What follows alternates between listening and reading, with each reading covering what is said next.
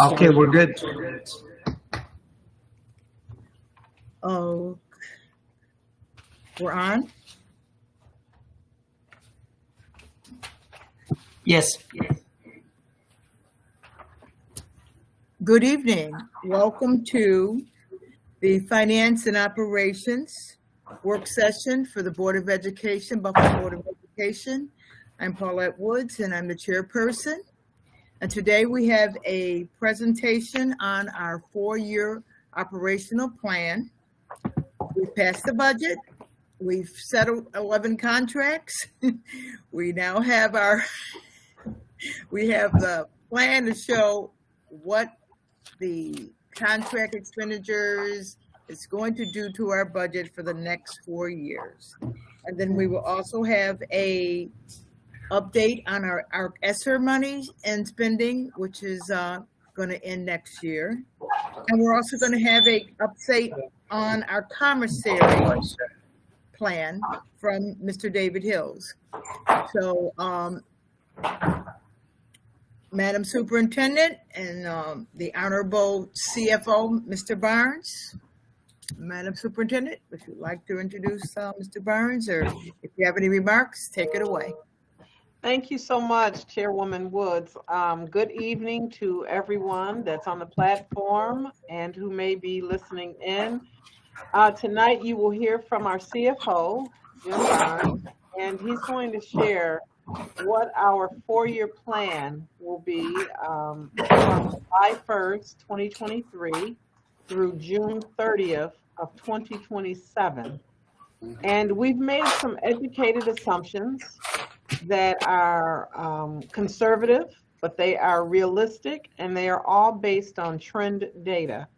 So he's going to share with you also a summary of some of our reserve funds and what that looks like also over the next 4 years. And I just want to say, or share with the board, that at my directive, currently we are not engaging additional requests for this school year out of funds because, you all have already approved a budget from last year for this year. And so unless it's an emergency, I'm not really entertaining new requests for the remainder of this year. We've got a few weeks left for this school year. So unless it's an emergency, I'm not really entertaining that. But he'll get into, more of those pieces. I will turn things over to our Chief Financial Officer, Mr. Barnes. Thank you, Mrs. Woods, and thank you for those introductory comments and background information, Superintendent. Very helpful. So tonight I'm to talk about 2 issues: the updated 4-year plan, starting in fiscal year 23-24 and ending in 26-27. Then I'll give a quick ESSER update. Admir, you want to put the presentation up, please?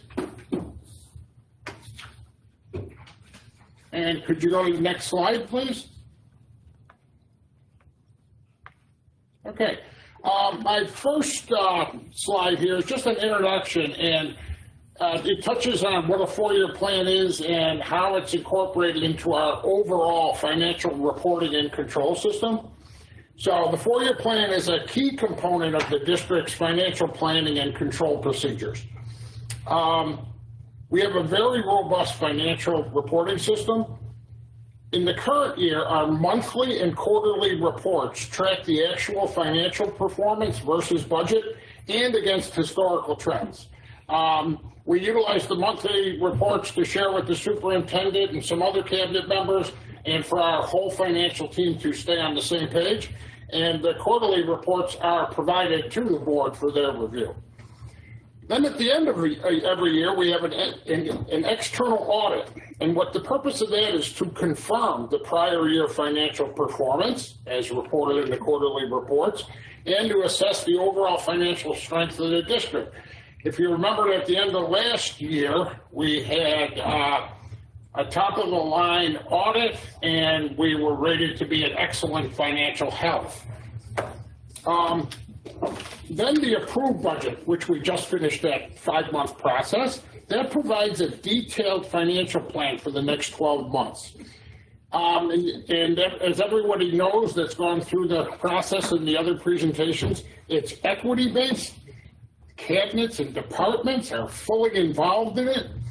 And we're coming up to, we're just ready to start the 23-24 budget implementation. And as the superintendent noted, we're closing out the current year, and we're trying to focus on that right now. So the 4-year plan, it provides an extended financial projection based upon trends in very important underlying factors, such as enrollment, staffing, and state aid, for both the operating results and their impact on the district reserves. The 4-year plan becomes even more important during periods of large economic change, such as we're experiencing. There's the full funding and foundation aid. That might sound like a great thing, and it is, but will it continue? Enrollment swings, which we've reported on.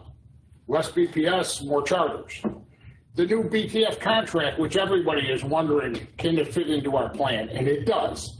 And we have discussions regarding large capital projects. In any year, if one of those things were happening, you'd be concerned. But we're dealing with all of them, and as this plan will show, we're prepared to incorporate all those changes and remain fiscally strong. I was going to say solvent, strong. And I want to say one more thing on those assumptions that we make on these critical values, such as staffing and state aid and the contract costs. These are all data-driven, based on historical trends and understanding the driving components of each one of them. All that's incorporated into the plan. They drive the numbers. Our assumptions drive the projections. It's never the other way around, where we want to come up with an end number and we manipulate the assumptions. We don't do that. One last thing, the 4-year plan does not bind the board or the district to any actions. It's just a projection and planning tool, a very important one that we should never ignore, but it's not binding. Edmund, next slide. Okay, thanks. A couple of other things to note before we dive into the numbers and the assumptions. The food service and grant funds, they're always self-balancing, and they're not expected to require any substantial transfers from the general fund above historical levels. So, while they're incorporated into this plan, they're pretty steady operators. Now, the capital project fund. The general fund has provided approximately $27 million in transfers to the capital fund over the past 12 months. Half of those transfers were not even state aidable. We all talked about the reasons why we did that. There was numerous years where our building stock was neglected. Then there were decisions to move locations out of schools and into other temporary facilities. Then there was the winter storm. Then there was the superintendent's, one of her platforms, improved the athletic fields and the building stock. So for all those reasons, we took $27 million. And that money is sitting in the capital fund, funding the execution of all those approved projects. No further transfers of capital funds from the general fund are contemplated in this plan. You won't see that happen again. However, the overall district reserves may be used for short-term funding to be repaid for the Buffalo State and or the commissary project. Without getting into any details, because we don't have final plans yet, both the legal and financial teams are working on those. When I say to be repaid, any money advanced to construct the commissary would come back to the district in the form of rents. Any money like for the Buffalo State project would come back to the district in the form of building aid. So if we're putting that money out, it has to be repaid. We simply don't have enough money just to advance it to the capital fund. One other thing on that, Both Buffalo State and any further capital projects must be funded through the well-established building aid and debt issuance process. I'll just leave that at that, and we're getting well prepared to do that, but I just thought I'd make that note up front. Admir, the next slide. So with those things being said about food service grants and capital fund, what's left is really a general fund 4-year plan. And again, these assumptions for these fundamental issues, they drive the numbers, not the other way around. We have to understand these critical factors and use them to construct the numbers. So first of all, enrollments. The enrollment count used to calculate foundation aid is called TAFU, and Mrs. Woods, that is the total aidable foundation pupil units. That's actually, it's a critical measure, and it includes both BPS and charter enrollments. It includes some other counts and a weighting for special ed, but that's giving you a general overall picture of school-age children. That's what foundation aid is based upon. Our TAFU counts are expected to drop by 200 students per year throughout this projection, so it matches trends and it's conservative. The assumed drop in BPS enrollment is not fully offset any further by an increase in charter enrollments. In total, they're going down. Second major assumption, revenues and state aid. Foundation aid represents 75% of total state aid and 65% of the district's total revenues. Foundation aid, in its simplest form, is the TAFU count, as I just mentioned, which is decreasing, times the per pupil amount. For example, in the 23-24 year, our TAFU count is 48,000. You multiply that by the per pupil amount of 14,000, you come up with our foundation aid. Foundation aid is assumed to increase in this projection by approximately $18 million per year throughout this plan. That's how it works. While the TAFU count is decreasing, it's being offset by a projected 3% CPI factor applied against the per pupil count. This is all trend data and confirmed by phone calls with state ed. The BTF contract cost increases. They are completely and totally included in this projection. Again, they're 47.6 million next year, 66 following year, and it goes on from there. Approximately 15% of this amount is assumed to be grant funded. That's a good thing, and it does not impact the general fund 4-year plan. So the net amount of the BTF contract costs that impact the general fund, it's contained within the contingency line of this project, and you'll see. But all those costs are fully in here. The last fundamental assumption you need to make is what's your staffing levels. The total general fund staffing is assumed to remain flat at approximately 4,900 FTEs throughout this projection. Very reasonable assumption as your TAFU counts are dropping by 200 per year. Again, data-driven, trend-driven, checked with authoritative sources, and conservative. So these fundamental assumptions actually drove the outcome of our projections, which I'm going to turn to next. Admir, next slide. I spoke a little too soon. There's one other big assumption. How is the ARP-ESSER ending in 23-24 being handled in this projection? I'm going to touch on ARP-ESSER in a separate section at the end. But the purpose of ARP-ESSER was to provide supplemental funding to address health and safety needs, address the academic impact of lost instruction time through evidence-based programs, summer learning, after-school learning. It was not meant for staff or programs with recurring expenditures beyond 23-24. We all knew that up front. We have to attest to that every year when we close out those grant years. So the final year of ARP-ESSER in this plan is about $90 million and includes 300 budgeted positions, along with the summer school program costs.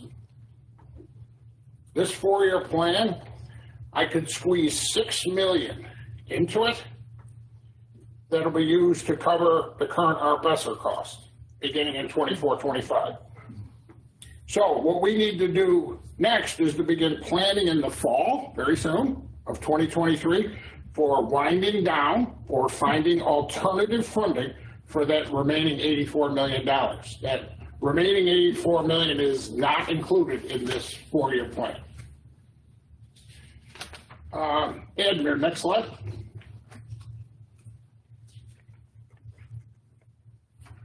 Now, these numbers, as I look at them on the screen, they look pretty small. That's why I had sent you hard copies, so hopefully you could print out and follow. But again, right here, this one page, I'm going to go through 3 or 4 lines. This tells you 50% of what we need to know about the 4-year plan. And I want to stop here. The actual 4-year plan document is 64 pages. It's based on that data and trend data and has assumptions for every expenditure and every revenue line in detail. So these are summaries. I'm going to take you right down to the 3rd green line. It's called baseline surplus or deficit. That first column, that was our 3rd quarter projection. We're projecting a $3.6 million deficit this year.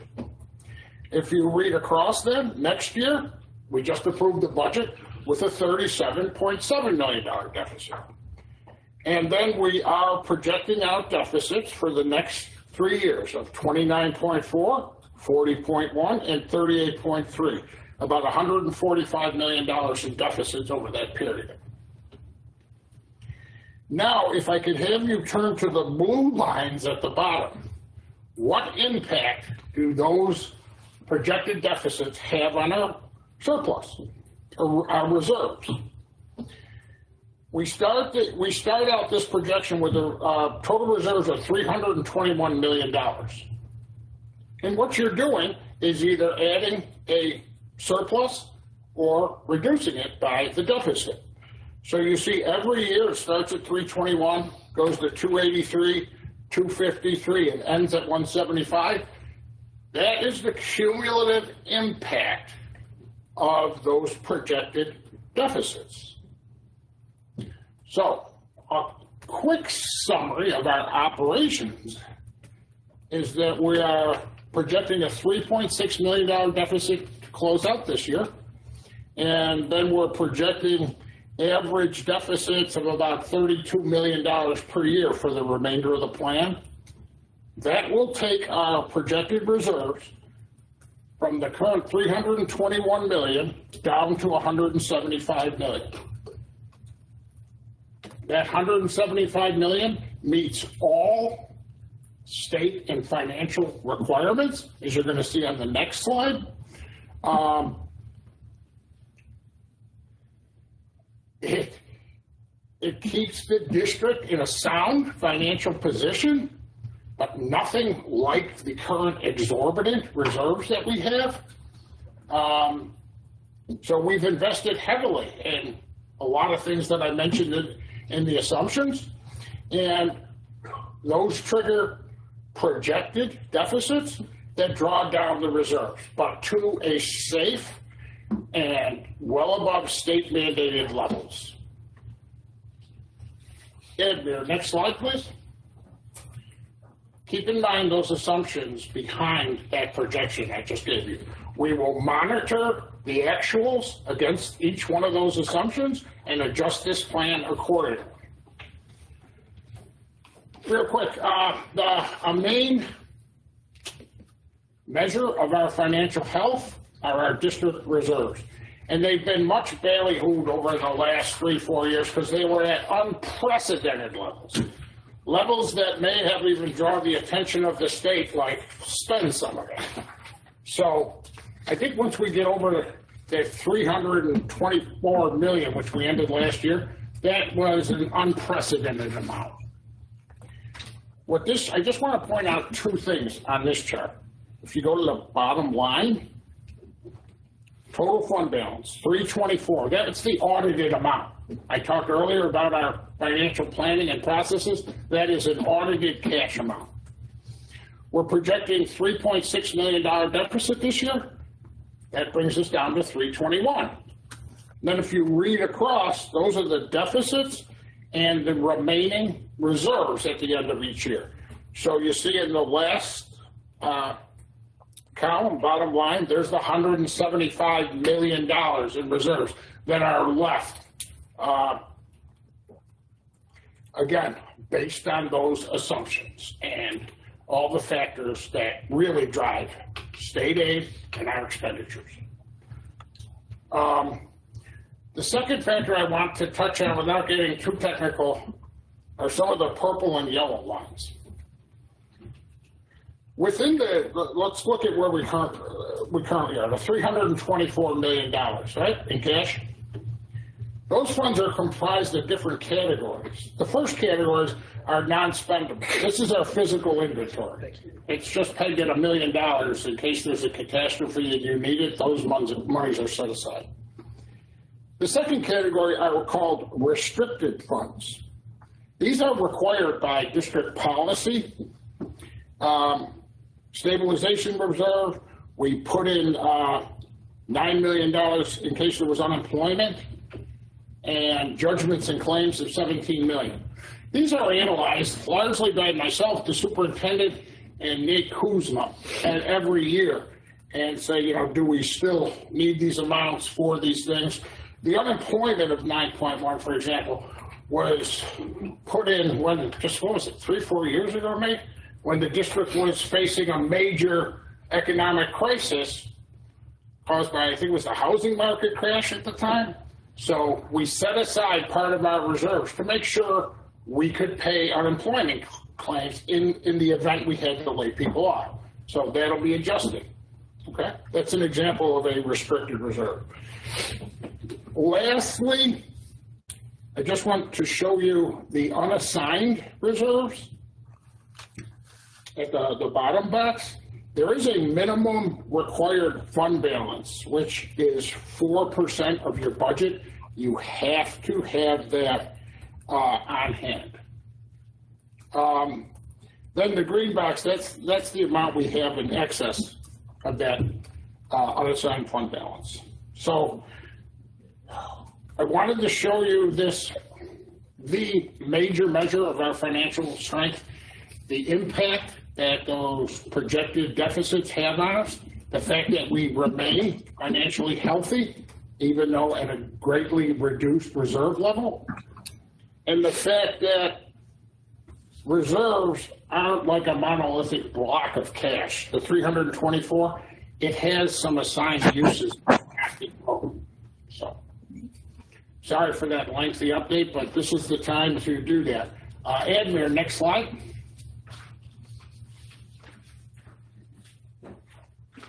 This one is probably almost unreadable on the screen, but this is our cash flows for next year. The projections I gave you and then the fund balance, those are based on accrued accounting. This table is critical. I spend an awful lot of my time measuring the actual monthly cash flows and making tweaks to the projections. These numbers are based upon the actual timing of cash and the actual timing of expenditures. And in a district this large, I have to summarize it down into these categories.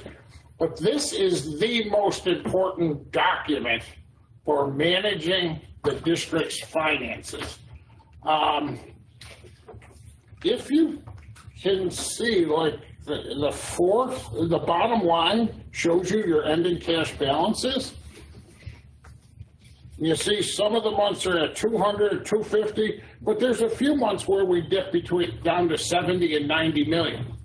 The timing of cash flows, that's how this district runs, and this is the statement that drives the reporting and management actions to fix anything. Admir, next slide. So I just want to touch on this again as sort of to show the extent of the analysis and discussions that were put into the 4-year plan and how it's been proven out that we we operate according to budgets and stick to plan and don't bring up anything huge and new, we will get through with this on sound financial footing. But I want to touch on again the difference between reserves and cash flow. With discussions on a variety of items, such as some of the capital spending, that reserve number gets thrown out a lot. But that's a 324 is the audited cash on hand as of June 30th of last year. It's not, those cash balances vary throughout the year. And they're based upon the actual timing of receipts and expenditures. Those two numbers will equal out over time. However, it's going to be more important than ever to manage our cash flows during the coming years. I'll give you one example. Grants, $180 million a year. Well, that doesn't mean you have $180 million in cash. You need to complete the grant, submit it to New York State, and then stay on New York State until they're reimbursed. You might not get some of that money for 12 months, 18 months. So you got to be conscious of this stuff. One other thing, one of the last testing measures of this plan, we went through the reserve analysis. The Government Finance Officers Association recommends maintaining reserves and cash balances at all times equal, not just at the year-end audit, of 2 months of average operating expenditures. In our case, that's approximately $200 million. So again, a few months we do fall off of this, as shown in the cash flow, but now I see it, I can take some actions to ensure that we stay above $200 million every month. Again, not to bore you, but this is a well-tested, well-discussed formula plan. Next slide, Edna.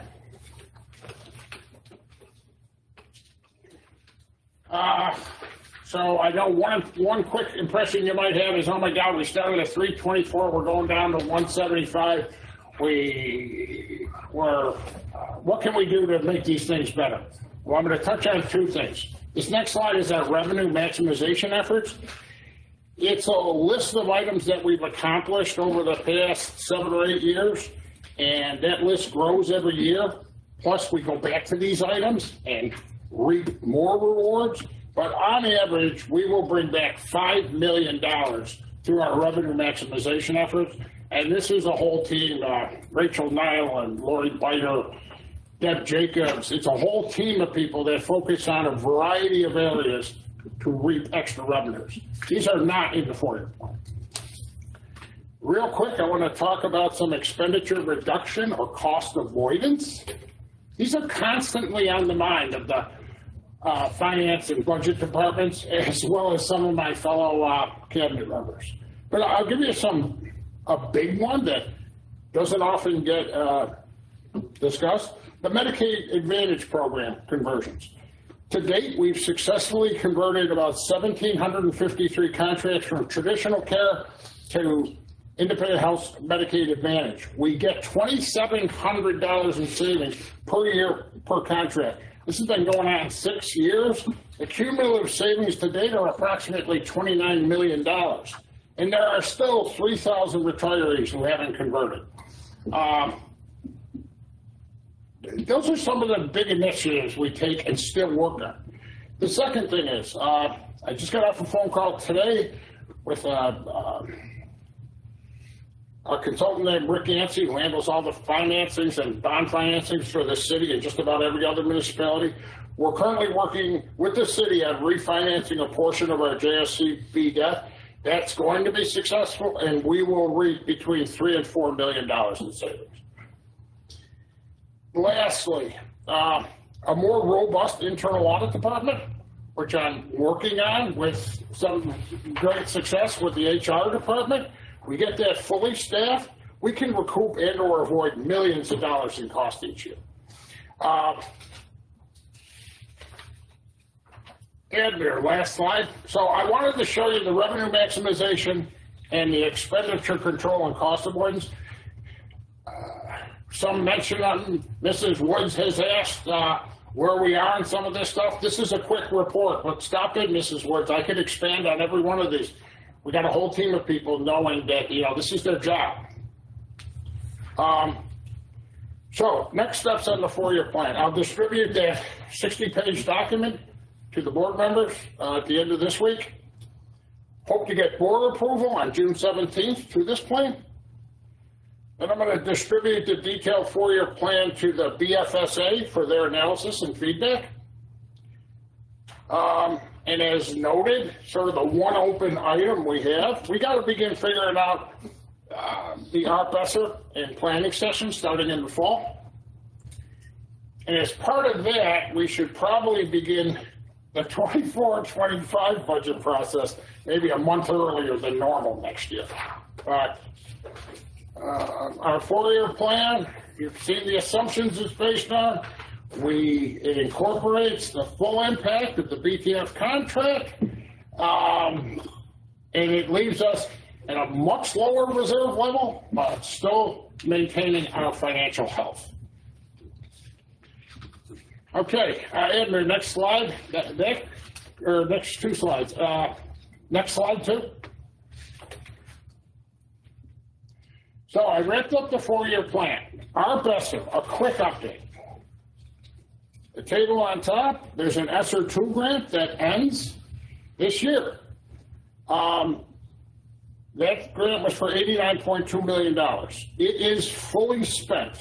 It includes approximately $29 million in BTF bonuses and associated benefits, and about $60 million in a whole host of other very worthwhile and very effective programs, which I'll give you a detailed report on in a couple weeks. We're currently starting the final closing process. All final reports are due to the state ed by October 30th, and the audits will start thereafter.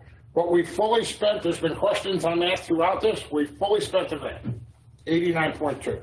So what's left is the ESSER 3 grant, and that'll have about $90 million or so next year.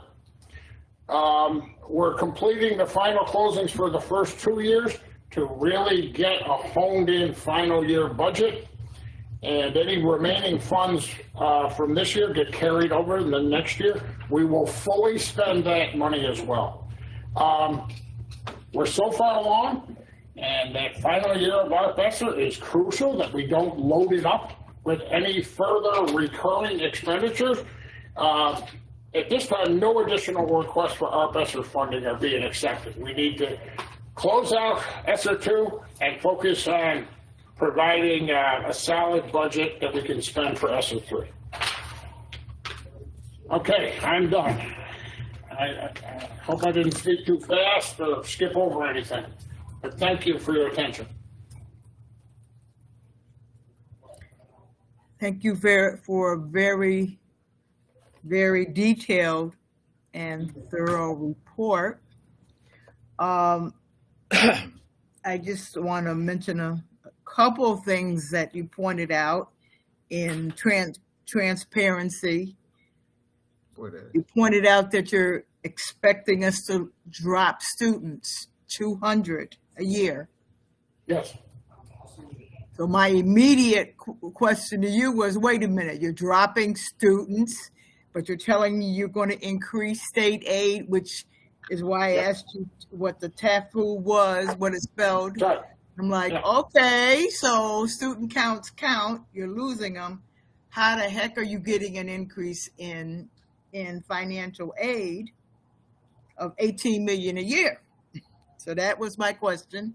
And you had a very excellent answer. And I think we should emphasize, so that the board sees that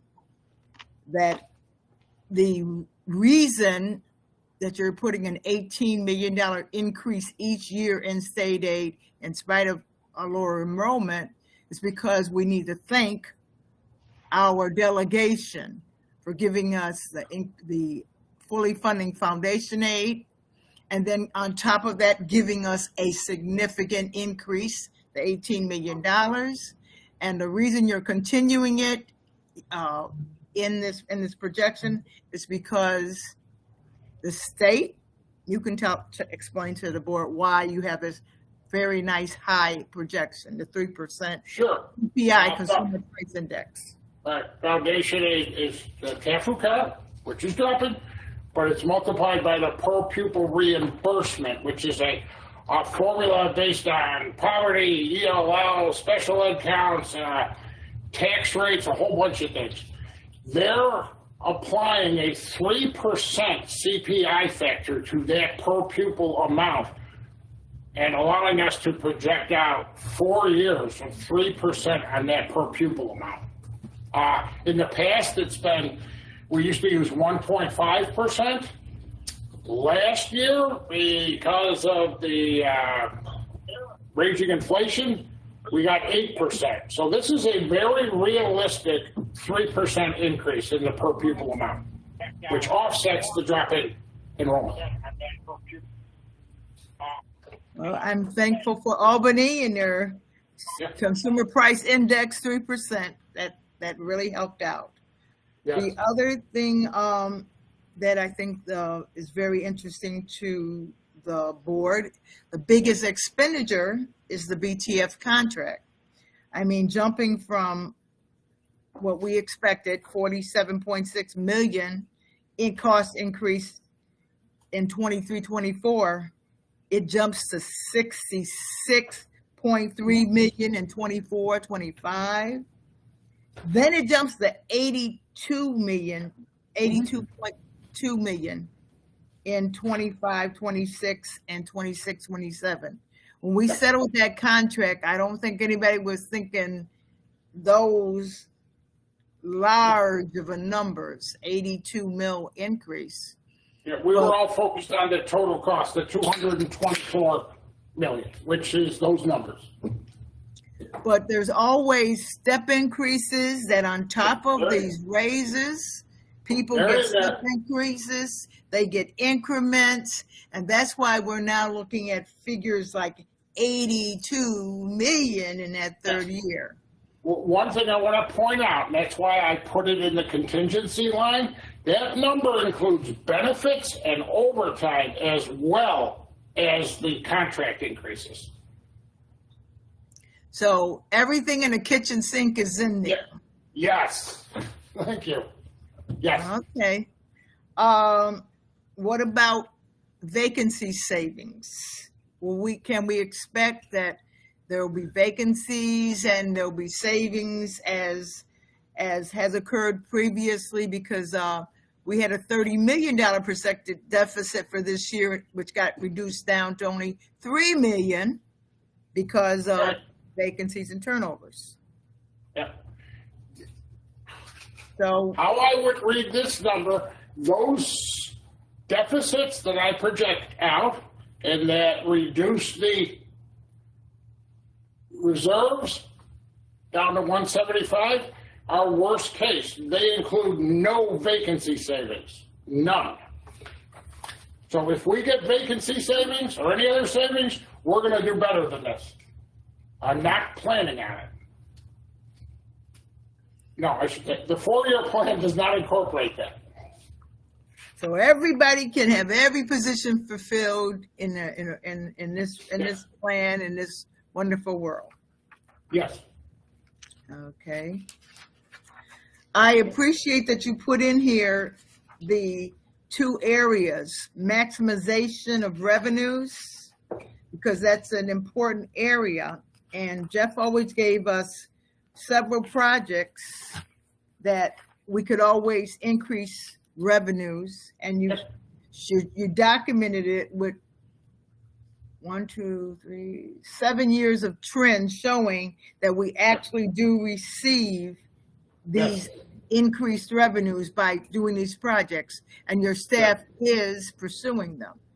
Oh, yes. And you kind of could mention, okay, you said in here, the Kinney system, Medicaid reimbursements is $3 million. Yep. And that's real, you're achieving it and continuing to achieve it. The state and county reimbursement agency tuition system, you're saving $1 million. Yes. We've made great progress on scouring our data and billing out every penny to other districts and agencies for services our staff provide.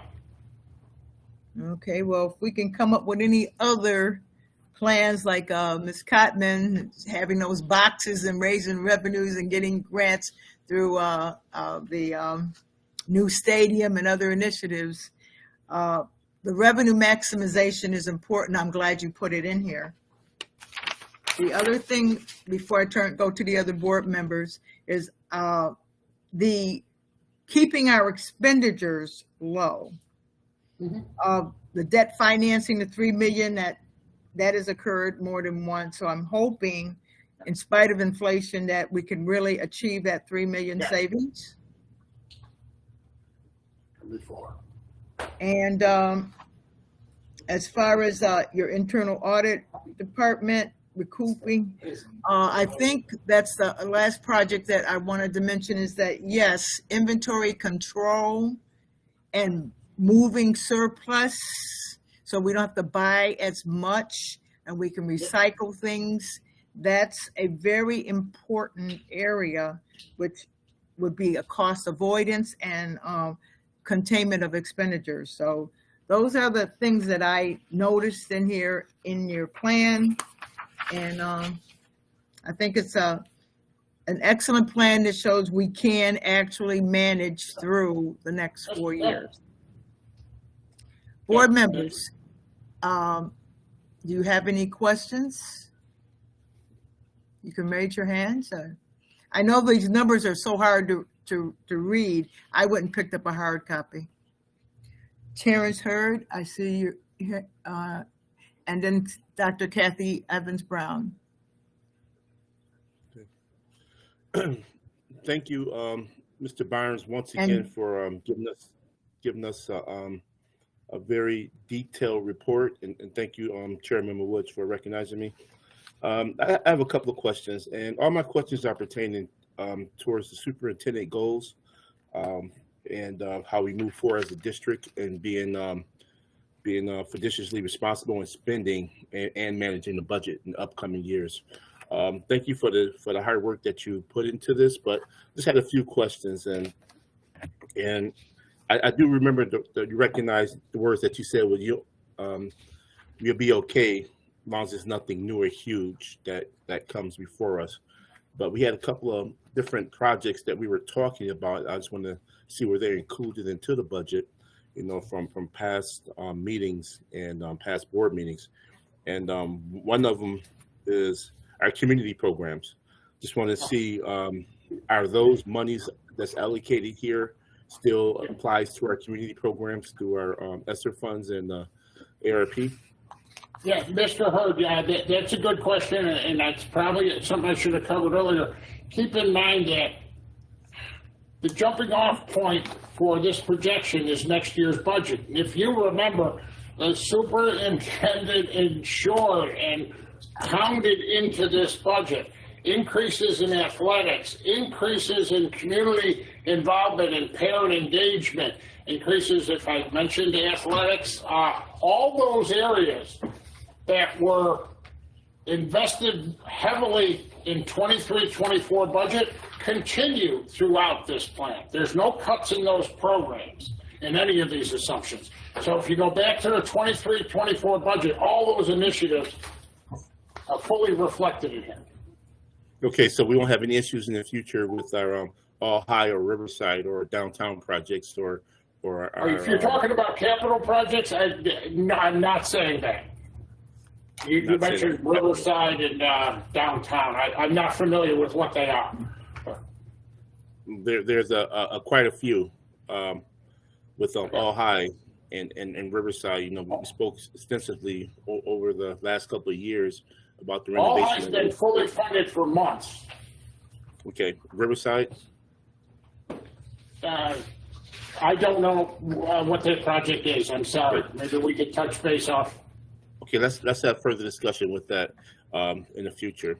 Also, one thing I've been pushing for was playgrounds for all our elementary school programs, and I want to see where we're at with that, or if there's something that we need to do a workshop on or a study. have some studies done about where they can be placed at. I would love to help these neighborhoods and these children advance in those areas, and especially with having some downtime for our children while in school.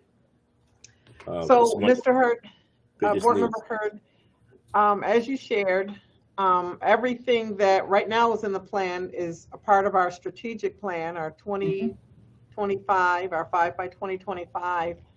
And so what you're mentioning now is something that, you know, we feel is really important, but it would require a study to take a look at the playgrounds that we currently have and to see what updates are needed. And if there are schools that don't have any playgrounds, you know, we've been working fiduciously to make sure that we can do what we can when we become aware of issues like that, to do what we can to make sure that there is equity with regards to recess, play, and all of that.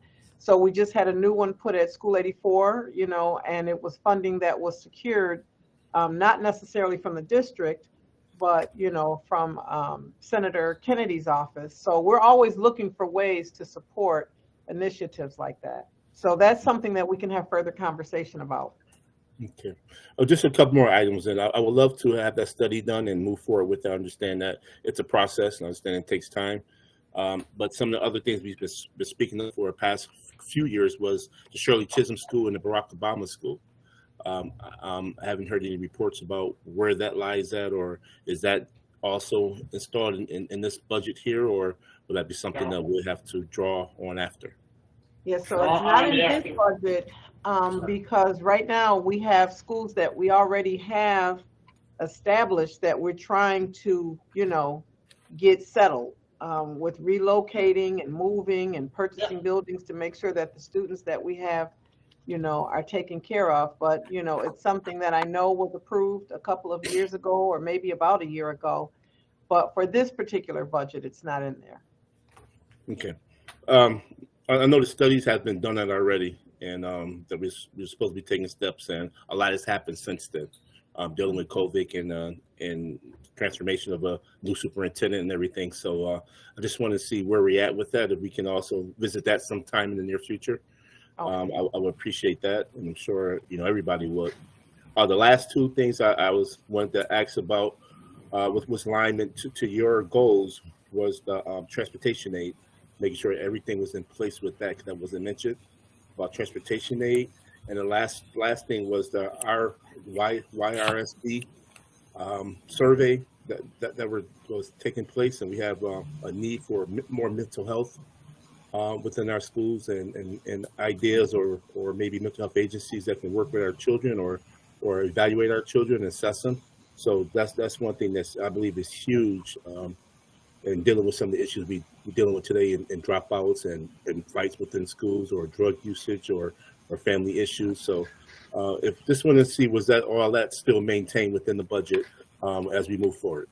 Absolutely. It absolutely is.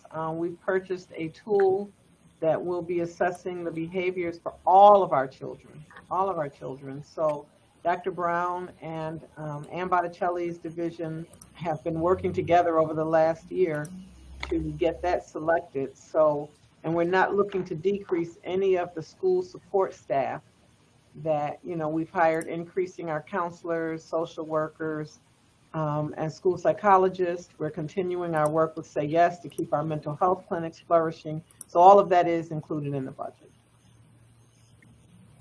Okay, thank you so much. And I would love to talk more, you know, about our activating our partnerships and moving forward, you know, in those realms. So thank you so much, and yield the floor. Thank you, Chairwoman Woods and Superintendent Woods. Next, I saw Dr. Kathy Evans Brown's hand, board members Kathy Evans, and then board president Sarah Dalton Cotman. Thank you, Chairwoman Paulette. So thank you, Mr. Barnes. Good presentation as always. One of the things that stood out in my mind was when you talked about if there were additional staff, they can help with recouping millions of dollars. Can you expand on that? Because I know a lot of times we have many gaps in big systems like this. And often when we talk about capacity, your existing staff can't do the kinds of things that could fill those gaps. So could you expand on what you Sure. meant by that? The budget and finance departments do not need any additional staff. The issues were, for about the past 4 years, several key auditing positions have been vacant. Recently, we've gotten together with the HR department, and they have very vigorously focused on those audit positions, and we're close to getting 2 of those filled. And we're looking for a new title to take on a position of Director of Internal Audit. That's on the audit side where we'll save all kinds of money. I don't need any additional staff outside of what's been budgeted. And on the revenue maximization, budget staff and a team of about 3 people, they incorporate those activities into their everyday schedules. So no additional budget resources are needed. Okay, I appreciate the explanation. Yeah, so those are key positions that need to be filled. Yep. Thank you.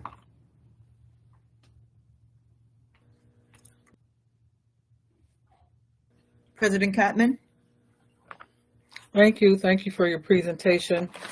I have a couple of questions. Under your revenue maximization efforts, I don't know if this falls under your purview, but have you had any conversation about plans to increase our enrollment numbers with providing? No. You have not. Okay, so plans you have to increase it? No. So the conversation has been that we're expecting to lose students, but we have not had a conversation about increasing students at this point. The way that how we would go about doing that. No, I'm sure the superintendent has had all kinds of discussions and will be unveiling some aggressive plans from as the CFO. No, I don't get into that in my projections. Okay, so the only reason I'm asking is you had no problem projecting a negative enrollment, and I would like to see information moving toward in the other direction is the reason for bringing it up. Okay, so I know I think that's very progressive, and certainly I think everybody knows that that's something that is on my radar. I think that this is a 4-year plan that was conservative, and when we looked at trend data in the past, unfortunately we've lost students, but it has been one of my goals. I've been real public, and I think we've all been doing everything we can to create, expanded opportunities to bring our kids back to the Buffalo Public Schools and bringing pride back into our schools and expanding programs and looking at new schools. So it is, I think, a progressive conversation to begin talking about, when we increase, because I do believe that that's going to happen. We lost fewer students this year than we have in the past, and I think that's a trend also that's going to continue. Well, I appreciate it being conservative. My concern, however, as adults occupy these buildings and we are not able to expand our enrollment, that we are just giving students to the charter schools. And so that's the reason for questioning that. The adults are occupying fully remodeled buildings and no plans that I'm aware of have been in place to remove them out of there. So, that's a concern of mine, and I'm consistent with that. Then my next, and I think that that's something that maybe the board needs to possibly look at or champion, because there's no way that we can continue to not expand programs when we have 1,500 students waiting to get in certain buildings and things like that. So we've got to move that forward. So my question next question is, when we talk about expenditure reductions, what's being done on the health insurance side?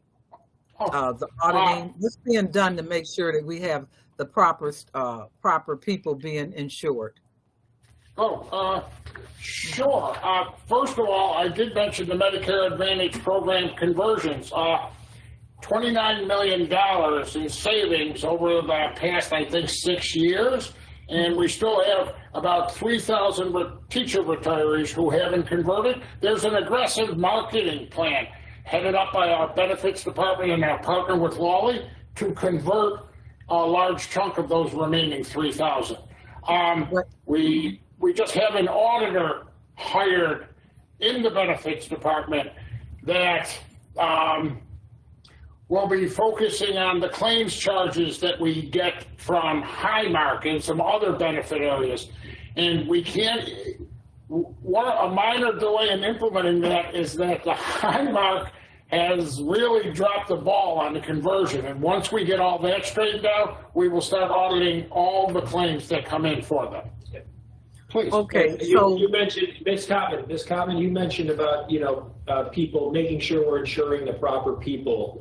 Right. Last summer into the fall, I believe we did a robust verification process run by our benefits department in conjunction with, it was, Blue Cross Blue Shield at the time, and Lawley Insurance. And everybody, each of our employees had to provide social security numbers, verification, and information to support the fact that those folks that they were, if they were on a family plan that were requesting be insured, were, alive, they were still married, they were their children of a certain age. And we got some pushback from the unions, in doing that robust process, but we ultimately worked it through and were able to complete it. And I'm sorry, I overlooked it. Thanks for bringing it up. I got caught in it and said I wasn't married, and then I couldn't find a marriage certificate because it was 38 years ago. I almost got divorced. They were going to throw her off the coverage. It was horrible. It was a very well done audit. Yeah. I'm pleased to hear that. I'm pleased to hear that. Next question. Do we have any say or any control as to who we use in regards to the debt refinancing from the Joint School Construction Board? In other words, this is something that the city has taken care of for us for years, but I'm not sure that we have always shopped for the best rate. How come we automatically turn that over to the city? I need some clarity on that. Two things. The city actually uses Professional Municipal Associates. It's a firm that handles, I don't think I'm overstating, 80% of the municipal bonds and debt financing in all New York State. They have ties directly to Wall Street and all the municipalities. They are experts. And we may engage with him a little further. One, because he knows every penny of our existing debt, and he knows the bond markets, the best times to refinance. And he can be an excellent resource for any and all questions we have on any of our capital projects. He knows all the state aid rules, along with the debt, and those two combined are just a powerful knowledge set. Well, and he's I a hear member of the you. cities. He provides us those services for free. No, the city does not provide us anything for free. Okay, no, I'm not allowing that to go across the air. Okay, so let's not get into that conversation. Okay, now, because the amount of money that's being held and the interest that's not being paid, they're not providing us anything free. Okay, so let's make clear. Okay, now, well, the only reason that I bring it up is that I'm in the process of looking at insurance carriers. And so the insurance carrier I have is a very well-noted professional insurance company. However, as I start taking on additional quotes, I'm finding out that my insurance is higher with the company that I have in some cases, lower than others, but mostly I'm finding that situation exists. I was comfortable with the insurance company for the past 25 years, and so I never checked on it. And this is what I'm seeing, that we are in patterns here. We're in a comfort zone instead of double verifying that we are being given the maximum money allowed. And so, or the max opportunity allowed. And that's what I'm concerned about. That's the reason for saying it, okay? Why aren't we double checking and making sure that there's no one else out there that can provide us with anything better? Why are we just automatically assuming that this person who last time we did it, if I remember right, I think the commission for one bond was $80,000. Okay, one bond. Okay, and so my question is, why are we so comfortable and not afraid to look at other things and make sure that we are doing our fiduciary responsibilities to the nth degree? That's the reason for bringing this question up. Yeah, okay. Not for you to be comfortable, but for you maybe to get uncomfortable and just start asking some questions. It's very possible that once the city understands, or this person you're working with understands that you are looking at other options, more things may become available to you.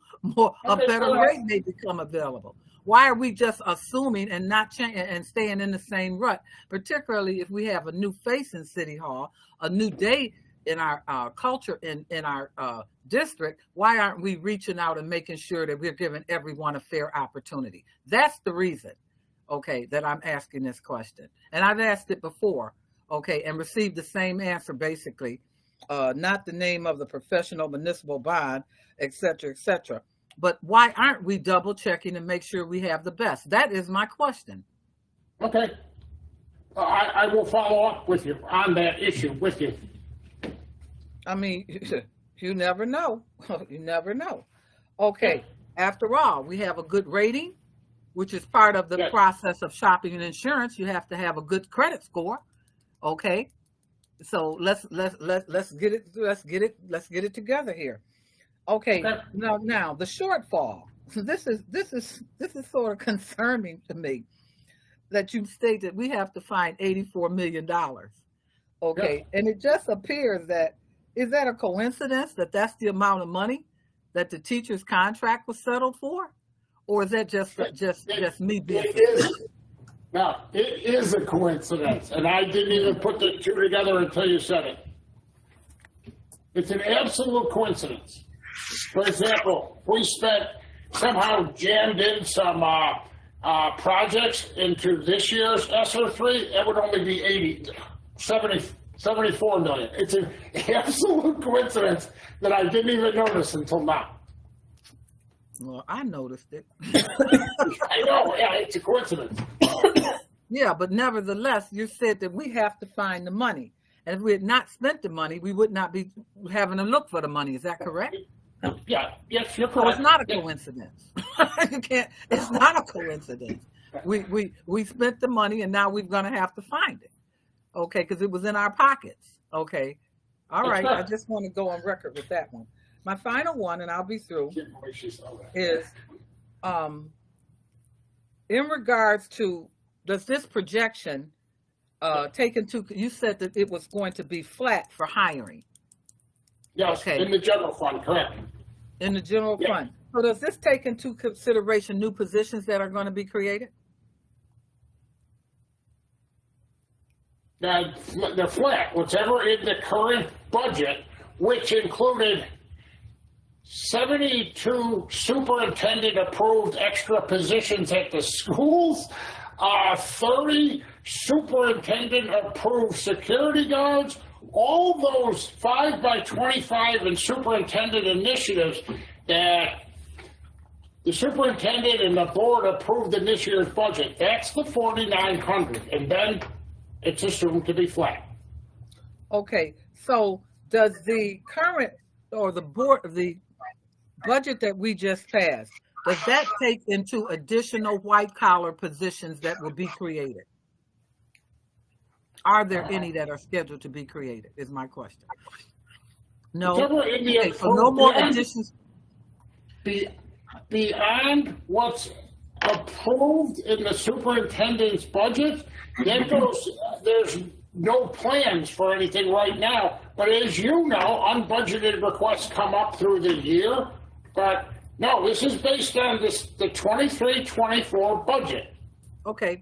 All right. So the way we look at things also, though, is if we have to create something, and we've been sharing this with staff, then that means something has to come out.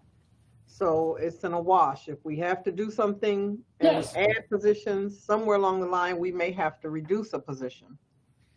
So, okay, so previous administration, hallelujah, amen, this is a new day, that had earmarked upwards of, correct me if I'm wrong, Chairman Woods, $1 million set aside as a slush fund.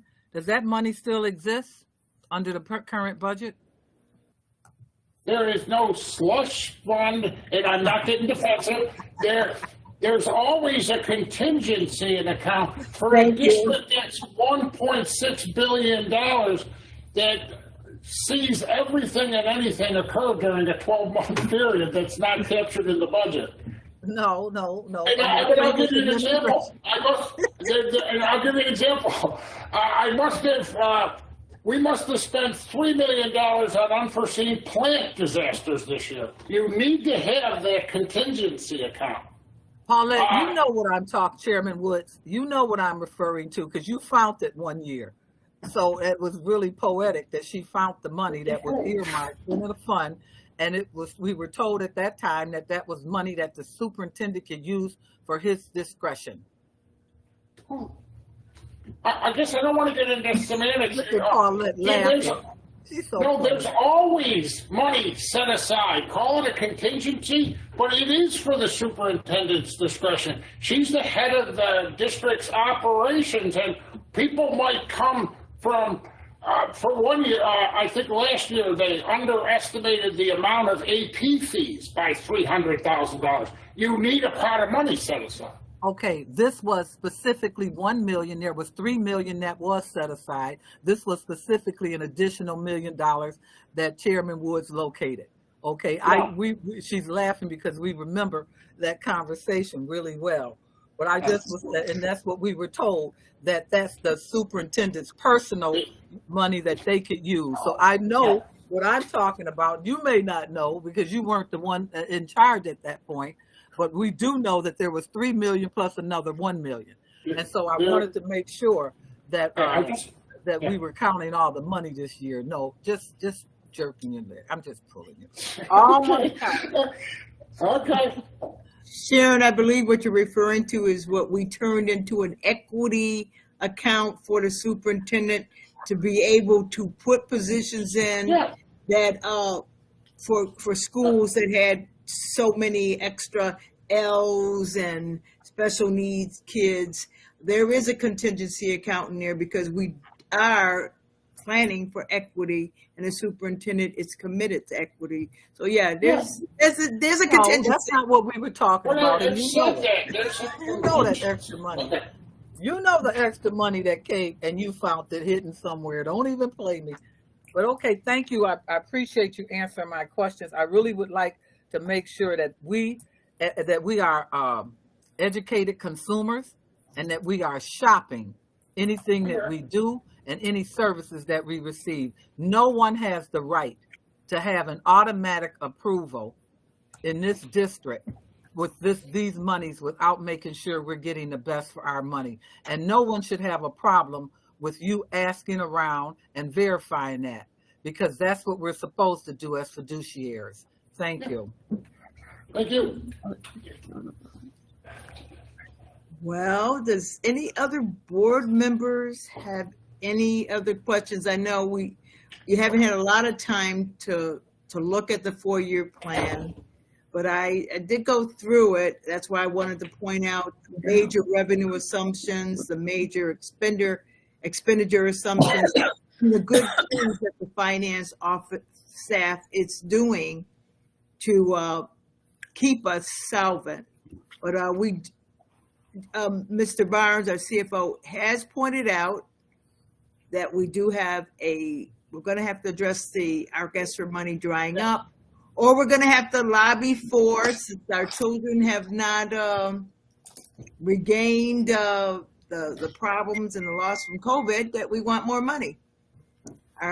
So that's, I'm just thankful for Albany being so cooperative and giving us so many resources and giving us consumer price indexes. And I'm just thankful for this budget being sound and balanced for the next 4 years. Yes. Madam Superintendent, if no other board members, I believe the next item is going to be Mr. Hill. Thank you. Thank you, Jim. Excellent.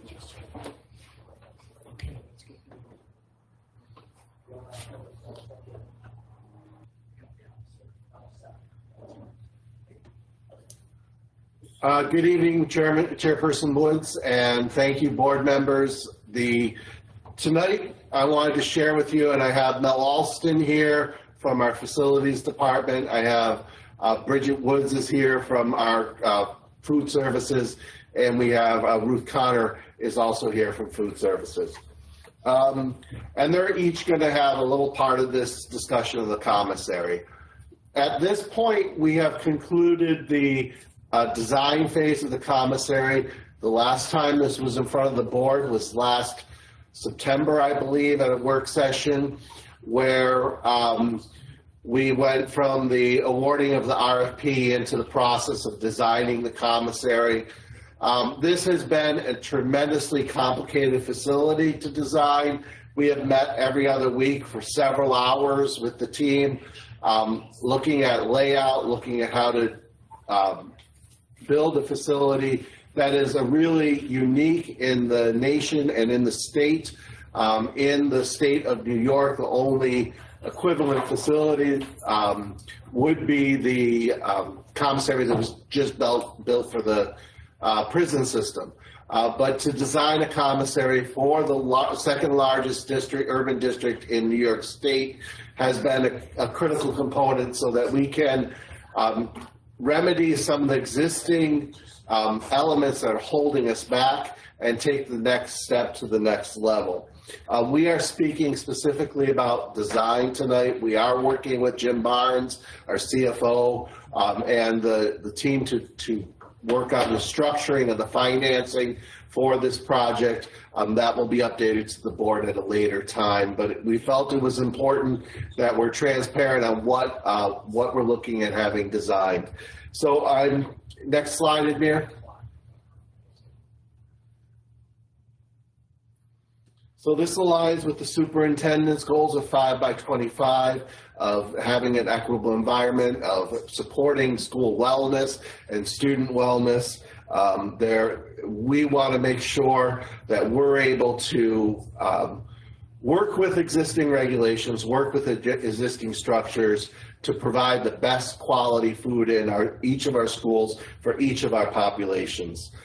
So the next individual, Bridget O'Brien Woods, is going to be joining us. She is going to share a little bit on the existing child nutrition program and current limitations we faced. Bridget, if you can join me. I do want to note here, we are in a process where Bridget is in the twilight of her service to the Buffalo Public Schools. She will always be dedicated, and we honored her at a couple board meetings ago, but we just she has given a level of service that will leave a legacy, and we want to thank her. This is the old, out with the old, in with the new, right? So I get to talk about what we're doing, which is not great. So I think we need the next slide.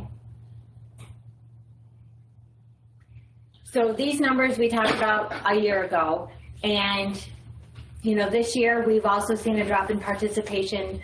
We also understand that there's been challenges in staffing levels in all of the schools, including our own department. And as we gradually try to build that back, we really need to work really hard at September to get our wellness policy back up and running so we can get salad bars out and we can get our breakfast program, after the bell, more grab and go stations so that we can increase those opportunities and choices for our students because they're looking for them, and if they're not there, they're not participating in our program. So these are old numbers, but it just shows you that we are definitely have overstayed our welcome at the current building, and that we are beyond capacity. We definitely need an extra 20,000 square footage in production to get quality meals that can be made on site with limited staffing that are experts in that area, and then be able to have that out in all the schools. I know that there's complaints at St. Lawrence, and we're working really hard at that, but again, if we had this infrastructure in place, we could do a better job in all of our buildings. Next slide. So I've already touched on a little bit of everything. The current facility is lacking in a lot of storage, production. We don't produce anything there from scratch. We really do want to make sure that we are keeping our farm to school program going. We are looking and working with New York State Ag and Markets to get funding, to get the infrastructure, the equipment, the food service equipment funded through New York State Ag and Markets. That's a grant opportunity coming up this fall. And Ruth and I went down and met with them, and they were like, you guys are really poised right now to get this money. So that's really going to help us in the long term. So we're doing what we can at our end. And, you know, this has been a busy year.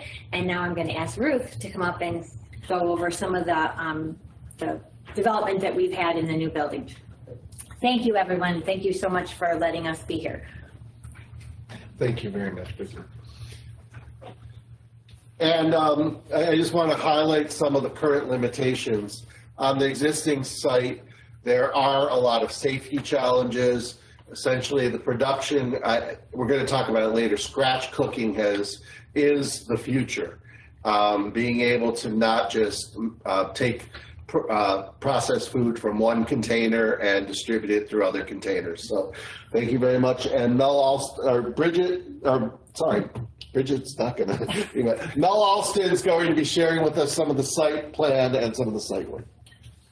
We want to point out to the board that we engaged in a very rigorous proposal process over the last several months to determine the best possible site to relocate the commissary.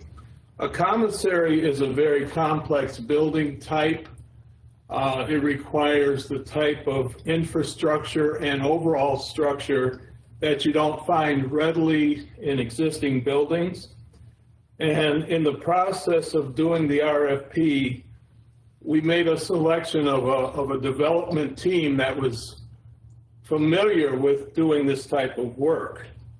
And the site that was selected was one that provided site access that we don't have now. It provided an efficiency of traffic flow, which we don't have at the current site. Next slide. And it also, I'm sorry, the next slide, please, which is the site plan. All right, I'm sorry, that's what I was just speaking about. That site is across the street from the current commissary site. It's located at the corner of William Gator and East Delavan. And as I said, it provides a very efficient traffic flow. If you look at the portion of the slide on the right, that is a diagrammatic site plan of the current project. It provides a safe access to the site. It provides efficiency of the building footprint on the site, and it provides a front door or a familiarity with the neighborhood in that the main focal point of the building will be on East Delavan. We wanted to do something that would give us the ability to provide the best possible production facility that we can get. And out of all the firms that presented, this was the best site plan and floor plan combination. Next slide. Before the next slide, if we could talk a little about the truck traffic and the curb cuts. And actually, I think the next slide might project it better with the loading dock, or do you want to talk about the back loading dock? Well, we'll start with the access of trucks off of William Gator. If you were to look on the slide, the slanted diagrammatic plan shows William Gator. The trucks that will be delivering to the commissary will come off of William Gator on a very safe access point, and the delivery from the commissary to the school sites will also come off of William Gator, so that will decrease the safety issues that we now have on the current site with the mixing of truck vehicles and passenger vehicles all in one place. So this is a much better situation than we have at the current site. Now, if we go to the next slide, we'll just touch on that for a moment. Next slide, please. This is a diagrammatic of the actual floor plan of the building. The colors, which you can't see in great detail, but these can be provided, show the different production areas on the floor plan. And again, because of the nature of a commissary, these areas have to be very carefully scripted, and the flow of goods through that facility have to be diagrammed in such a way so that they're not only safe but productive. I'll let Ruth speak a little further about the specifics of what's in the floor plan. Thank you. Hello, thank you for having me.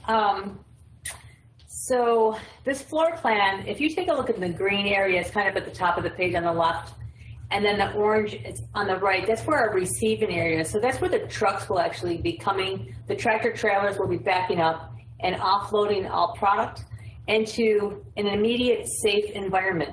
They don't have to cross any pedestrians in a walkable area. They will not be entering the production area. Right now, we have truck traffic coming through where our pedestrians are actually working and, you know, on the production floor. They enter in the back of the building and they have to come all the way to the front of the building to put our product in the freezer. It's definitely not an ideal situation, and it's a continuous potential for accidents to happen. The storage space is definitely larger, and which is much needed. If you came to the commissary on any given day when we received full truckloads of product, we do struggle with efficient, you know, storage facility for freezer, cooler. We have plenty of dry room kind of, but it's definitely not an organized, and the building is in need of a lot of work, I would say, at the minimum. But the flow of this building and how it was structured, it just makes sense. And where we are currently, we kind of tried to fit the circle in the square, and right now we're kind of making the square, and it's actually going to be an ideal situation for years to come. Next slide, please. So these are some renderings from the architects that we've been working with, and on the top left, they're production floors. I don't think they really capture any, you know, in full detail, but it definitely shows the space for safety. In the upper left, where the production area, we're anticipating the cook chill facility to be coming in, being able to implement 200-gallon kettles to be able to do some scratch cooking recipes, and not just with, you know, raw, regular beef. It could be New York beef, New York products, New York vegetables. We've talked about New York salsa. I mean, Farm to School is such a great opportunity right now, and Bridget has done a phenomenal job of bringing it to light. And the opportunity for expansion of this and the continued push from ag and markets and the opportunities for funds to be available for us, I think this $5 million that they're discussing is just the start. So there's going to be plenty of opportunity in the future. I really do love the test kitchen. It's in the lower left area. This is going to be a great opportunity for community space. I envision, honestly, I love teaching. I love educating our staff, our community, cooking classes, having students come, holding a board meeting if you guys want to come and we'll make you lunch. There's just so much opportunity here. It's really so state of the art, and we are so in need of this future opportunity. And on the right lower, I believe that's the entrance area. In the beginning, you saw kind of the visual of how the building will look, but this will be the entrance area. It'll be part of the community. I'm Buffalo born, raised, educated, fed. My kids went to the Buffalo Public Schools. I'm an advocate. I still live in the city. I'm all in. So I wouldn't put this out here for a suggestion if I wouldn't have it in my own community. I think this is just a great thing for our schools and for our students. Next slide, please. So just to touch on some unlocked potential that we've already discussed, but I'll kind of review. Safe and efficient access and traffic patterns.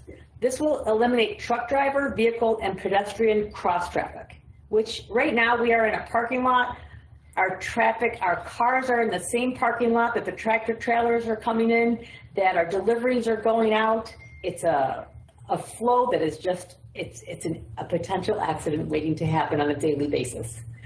efficient storage and movement of inventory, the organization and rotation of product, first in, first out.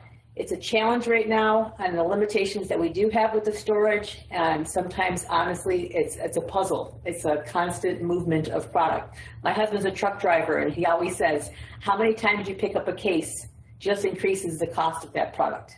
And we are moving product way too much to be efficient. Capacity for scratch cooking, ensuring recipe consistency and food safety. This would also incorporate more farm to school options, especially proteins, and having some local farmers deliver products to our commissary, us being able to prep it, process it, and make it into a delicious recipe. I totally envision that in the future. Scratch cooking on a large scale for specific buildings and student populations. We'd like to expand on the recipe development, meeting the needs of cultural diversity, increasing production of farm to school items, and we'll continue to improve our local economy. Honestly, farm to school and what it's done for the local economy in New York State has been groundbreaking. And Cornell Cooperative Extension has done extensive studies to show what it has done for the economy in this area. Ergonomic and productive workstations and workflow. The new commissary has been developed with intention of entire process from receiving to delivery. And I think that's the biggest thing. I love the word intention. And community engagement opportunities. Our community room will be a place to educate our staff, students, parents, and the community. So that's where I'm at. I think David's going to finish it up.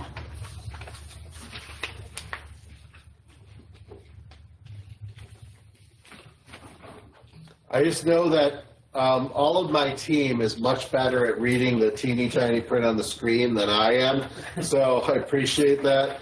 I do want to restate, Ruth shared the unlocked potential. This right now, we will escalate our game to be able to meet small populations, large populations, to be able to diversify and differentiate between schools and between subgroups within schools, to be able to provide fresh meal options that comply with USDA regulations, but also are engaging and attractive and are nutritional for our students. So this is a pivot that will start to pay off immediately, and it will have a generational payoff. The timeline, please, Admir, the next slide. So we're working on getting the documentation for zoning board completion, and there was a railroad spur. We're in the process of the developers acquiring from the city, getting right-of-ways and easements, but that is going along smoothly. We're going to have planning board completion by the middle of the summer, final construction documents in August. We'll get our permitting in place from the city in September. And then we'll be closing on the property, moving forward with the financing. Again, we'll address that at a later date. Construction start, groundbreaking in end of September, early October. And then we're looking at a turnover to the BPS of March 31 of 2025, so we can remove our stuff from the old facility as our lease expires there and start producing food at least for the summer or the fall of that school year. So thank you very much. My team is here if there are any questions. And next slide, Admir. Thank you for your attention to this matter, board members, Chairperson Woods.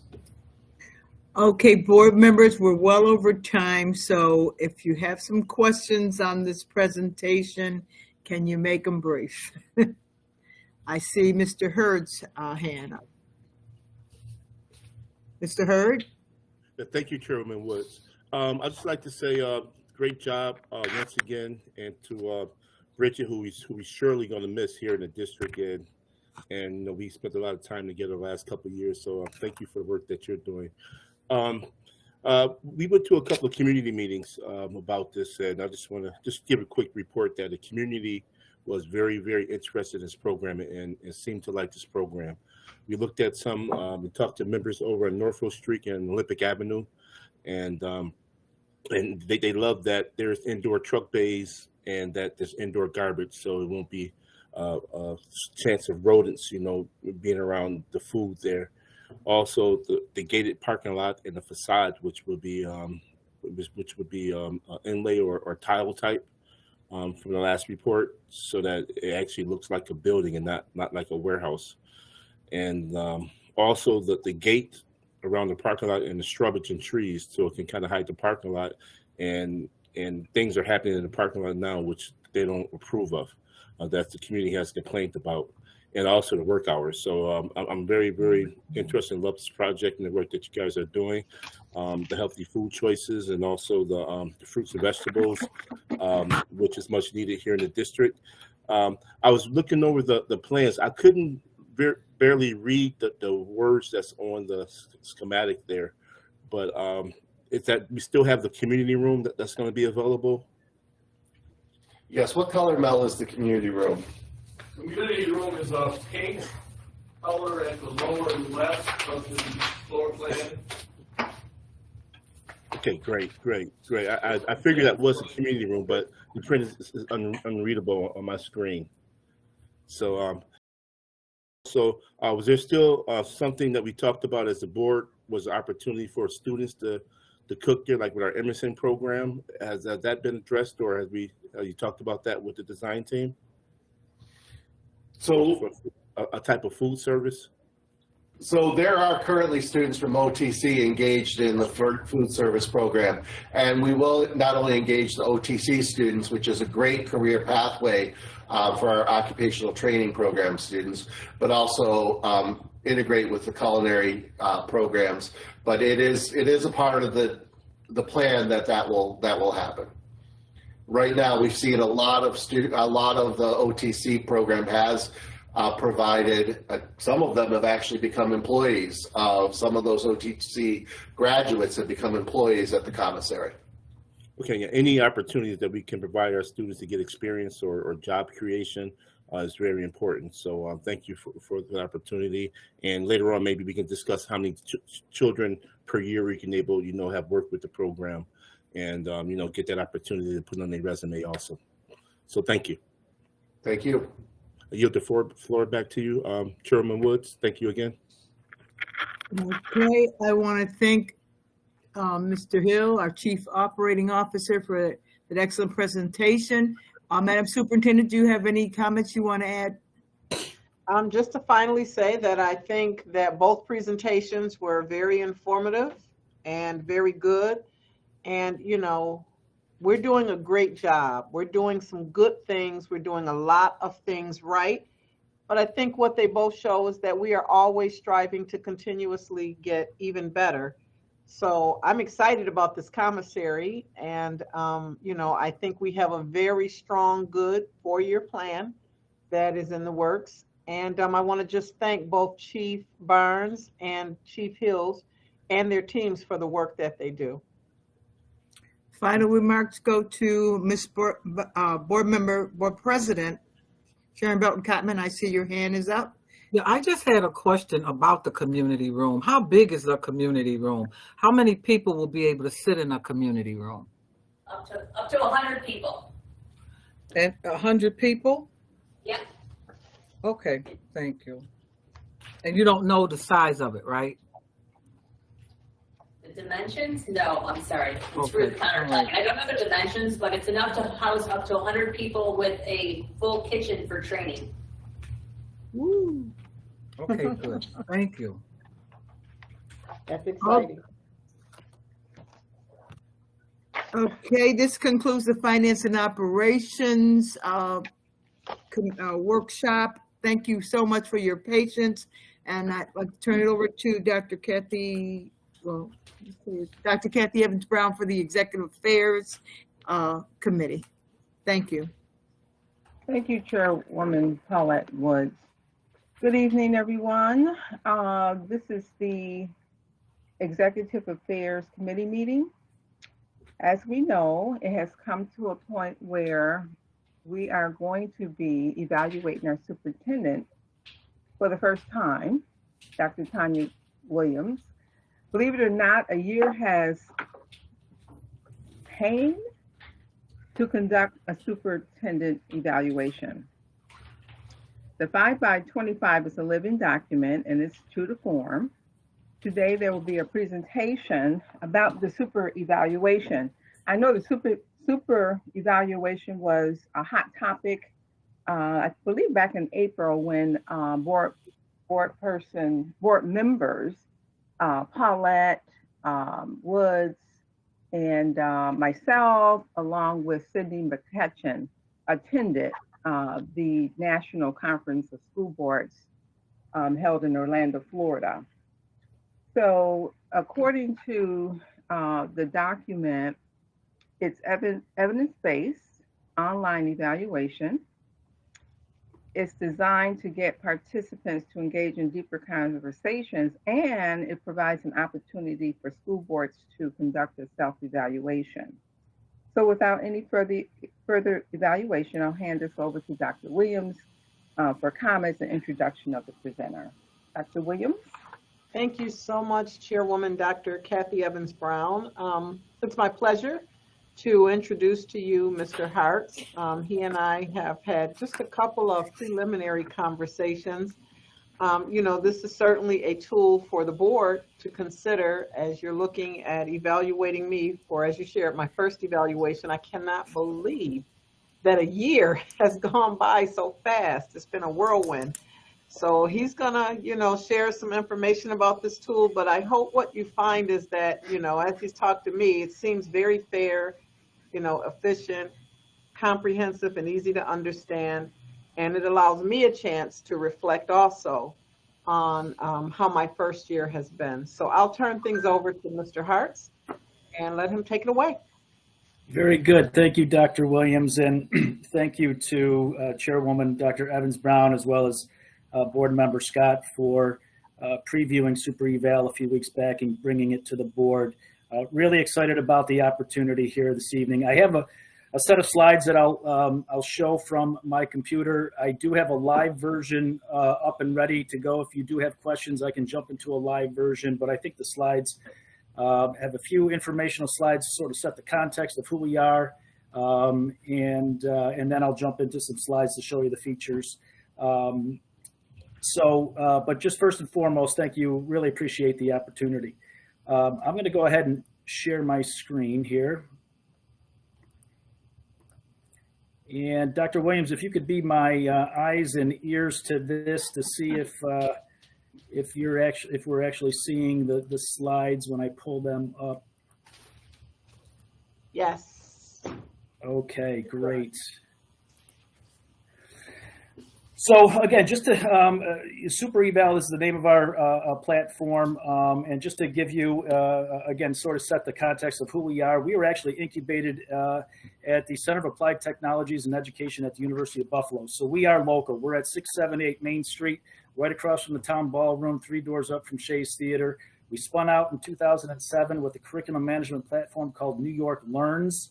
That platform led to a project that we have in the state of Commonwealth of Pennsylvania. All the teachers in Pennsylvania log into their curriculum platform that was developed by us using New York Learns as the basis. And then that project in Pennsylvania led us to a project in Texas, where we service all of the teachers in Texas using, and TEKS stands for Texas Essential Knowledge and Skills. We also do online graduate level courses for teachers via university partners. Our core beliefs in our organization: we believe in honesty and integrity in all endeavors. We believe in reflective practice. We believe that successful organizations are comprised of individuals who have opportunity to be best versions of themselves and lead in their area of responsibility. And we believe that strong leadership development and the goal attainment process are foundational to individual and organizational success. We are signature partners of the New York State Council of School Superintendents, and we were recently endorsed by the New York State School Boards Association, only the 5th service and or product to be endorsed by the New York State School Board since its founding in 1896. Who's using Super Eval? We have over 300 districts utilizing Super Eval in New York State. In Western New York, you can see a list of them right there, but just to point out a few, Dr. Darren Brown Hall at Williamsville is using it. Superintendent Samato in Kenton. Outside of the area, some of the Buffalo City Buffalo Public School administrators that have gone on to become superintendents, like Superintendent Soler in Schenectady City Schools, Dr. David Mauricio down in Peekskill. We just had a meeting with Dr. Eric Rosser in Poughkeepsie. Of the 5 big districts, Yonkers, Rochester, and Albany are using Super Eval.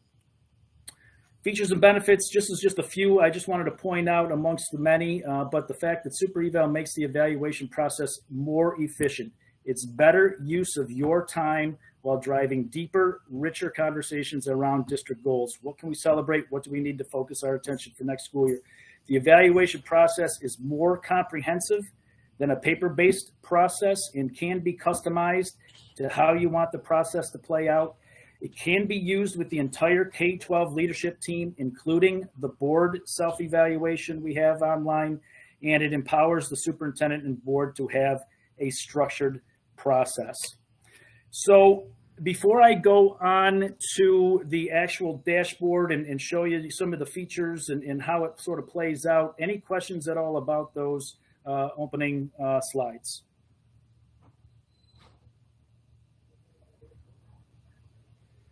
Okay, fantastic. So this is Super Eval, the dashboard. When you log into Super Eval, this is the main screen, and it is a very linear, role-driven process. Step 1 is where the superintendent and the board, after discussion with the board and the leadership team of Buffalo Public Schools, that's where you would put in the annual goals. Step 2 is the superintendent self-evaluation. Throughout the year, Dr. Williams will have the opportunity to upload evidence and reflection notes to help inform you as board members how she's meeting her goals effectively. Step 3 is where each of you as board members will get into Super Eval, take a look at the evidence, take a look at the notes, rate on the rubric, and then offer feedback to Dr. Williams. Step 4 is where with one click of the button, it creates a proposed final evaluation that can be presented to Dr. Williams or be edited to so that you can put in your own comments, you can change ratings, how you want Dr. Williams to see the evaluation and the feedback. You do that in step 4, and then step 5 is the sign off. So getting into step 1, step 1A is where you would put your goals. This is the district goals. This is what Dr. Williams is doing to help move the meter on the district goals. And that's where you would put those in step 1A. District goal would go in the title. And then we have a goal description box. This is a Word type of editor where you go ahead and maybe put in, like, what are the means, what are the deliverables, what are the strategic outcomes. Step 1B, this is where if you wanted to use a rubric, this is where the rubric would reside. And you can see in this first bullet point right here, this step allows you to select or deselect the competencies which will comprise the evaluation. So you don't have to do the entire rubric.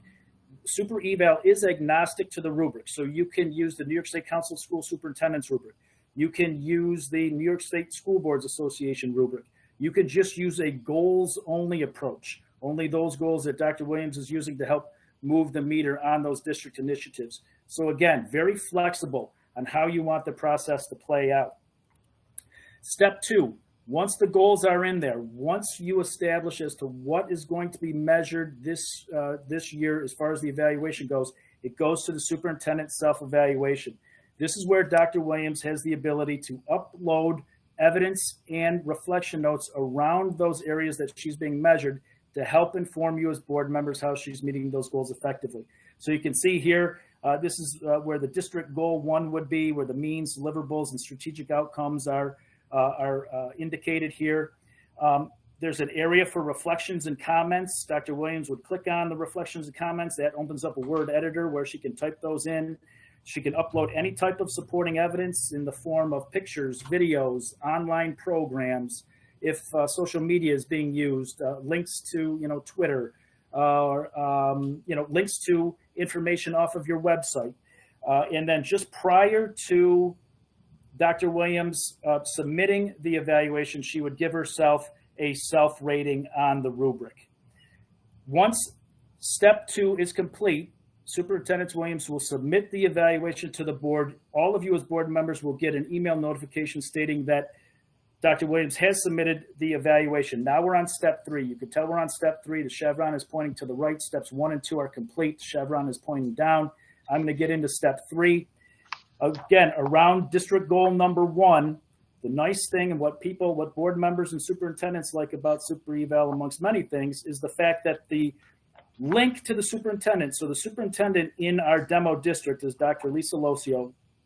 Board members can click on that link, see the reflections and comments, see the evidence, and based on the reflections, the notes, the comments, and the evidence, rate on the rubric. You simply click on the rubric as to how you feel Dr. Williams did in that area based on the evidence, and then offer your own feedback and comment to Dr. Williams. Once all of you have gone through step 3, now we're on to step 4. With one click of the button, all of those comments are collated and contextualized within the framework of the evaluation instrument. All of those ratings have been averaged, and this is where you create a proposed final evaluation. This data view right here, this is available in Super Eval. This is like an alignment view. Are we in alignment? Are we in agreement? Is there, areas of discrepancy? What this shows, if you are in alignment with each other, you get a green thumbs up. The multi-head icon is the board average compared to the superintendent's self-rating. In some instances, it might be a little bit higher. In other instances, it might be a little bit lower. But really, you're looking for, is there a large disparity between ratings? And that is something that, you would want to focus on. But step 4 is where you would create a proposed final evaluation, how you want Dr. Williams to see the feedback. Step 5 is really the year-end conversation. It's, what can we celebrate? Where do we need to focus our attention for next school year? There is, at this point in time, once you go from step 4 to step 5, Dr. Williams gets an email notification. She can go in, take a look at the evaluation, be able to digest the evaluation, come to the next board meeting with any questions or comments that she has about the evaluation. At this point in time, she can see that comparison of her self-rating with the board average. There is an area for post-evaluation reflections and comments. And then once there has been a discussion, first Dr. Williams would sign off on the evaluation, and then Board President Belton-Cotman, you would sign off. It will digitally archive this year's evaluation. It'll create a summary page that can be put in the personnel file, and then it'll start the next school year cycle where you're putting in the goals and what's being measured for next school year in step 1.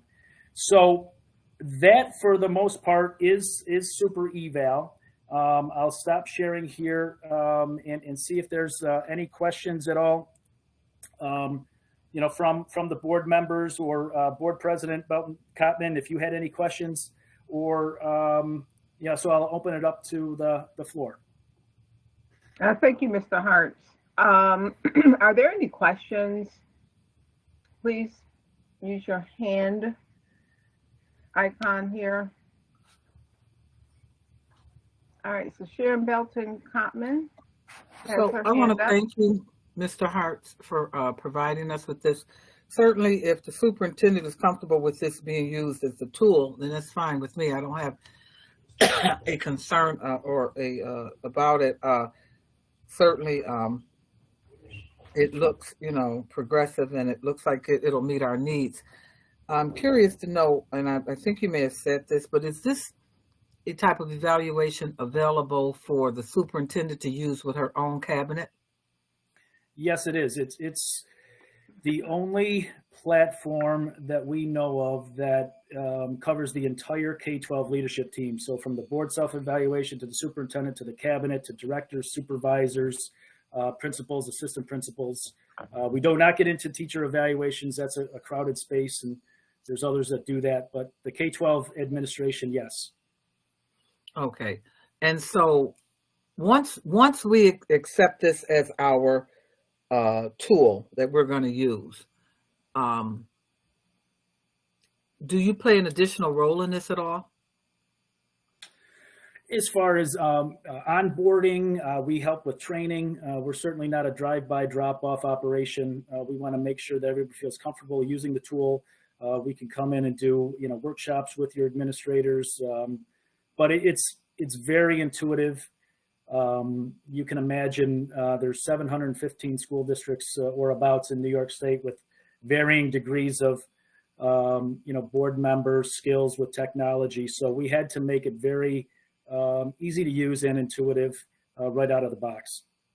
Okay. And so is there an annual cost every year to maintain this? There is, yes. Okay. It's a subscription-based model. Subscription-based. Okay, thank you. You're welcome. All right. I'm through. All right, thank you, President Cotman. I see Board Member Vice President Larry Scott. Han, you're up next.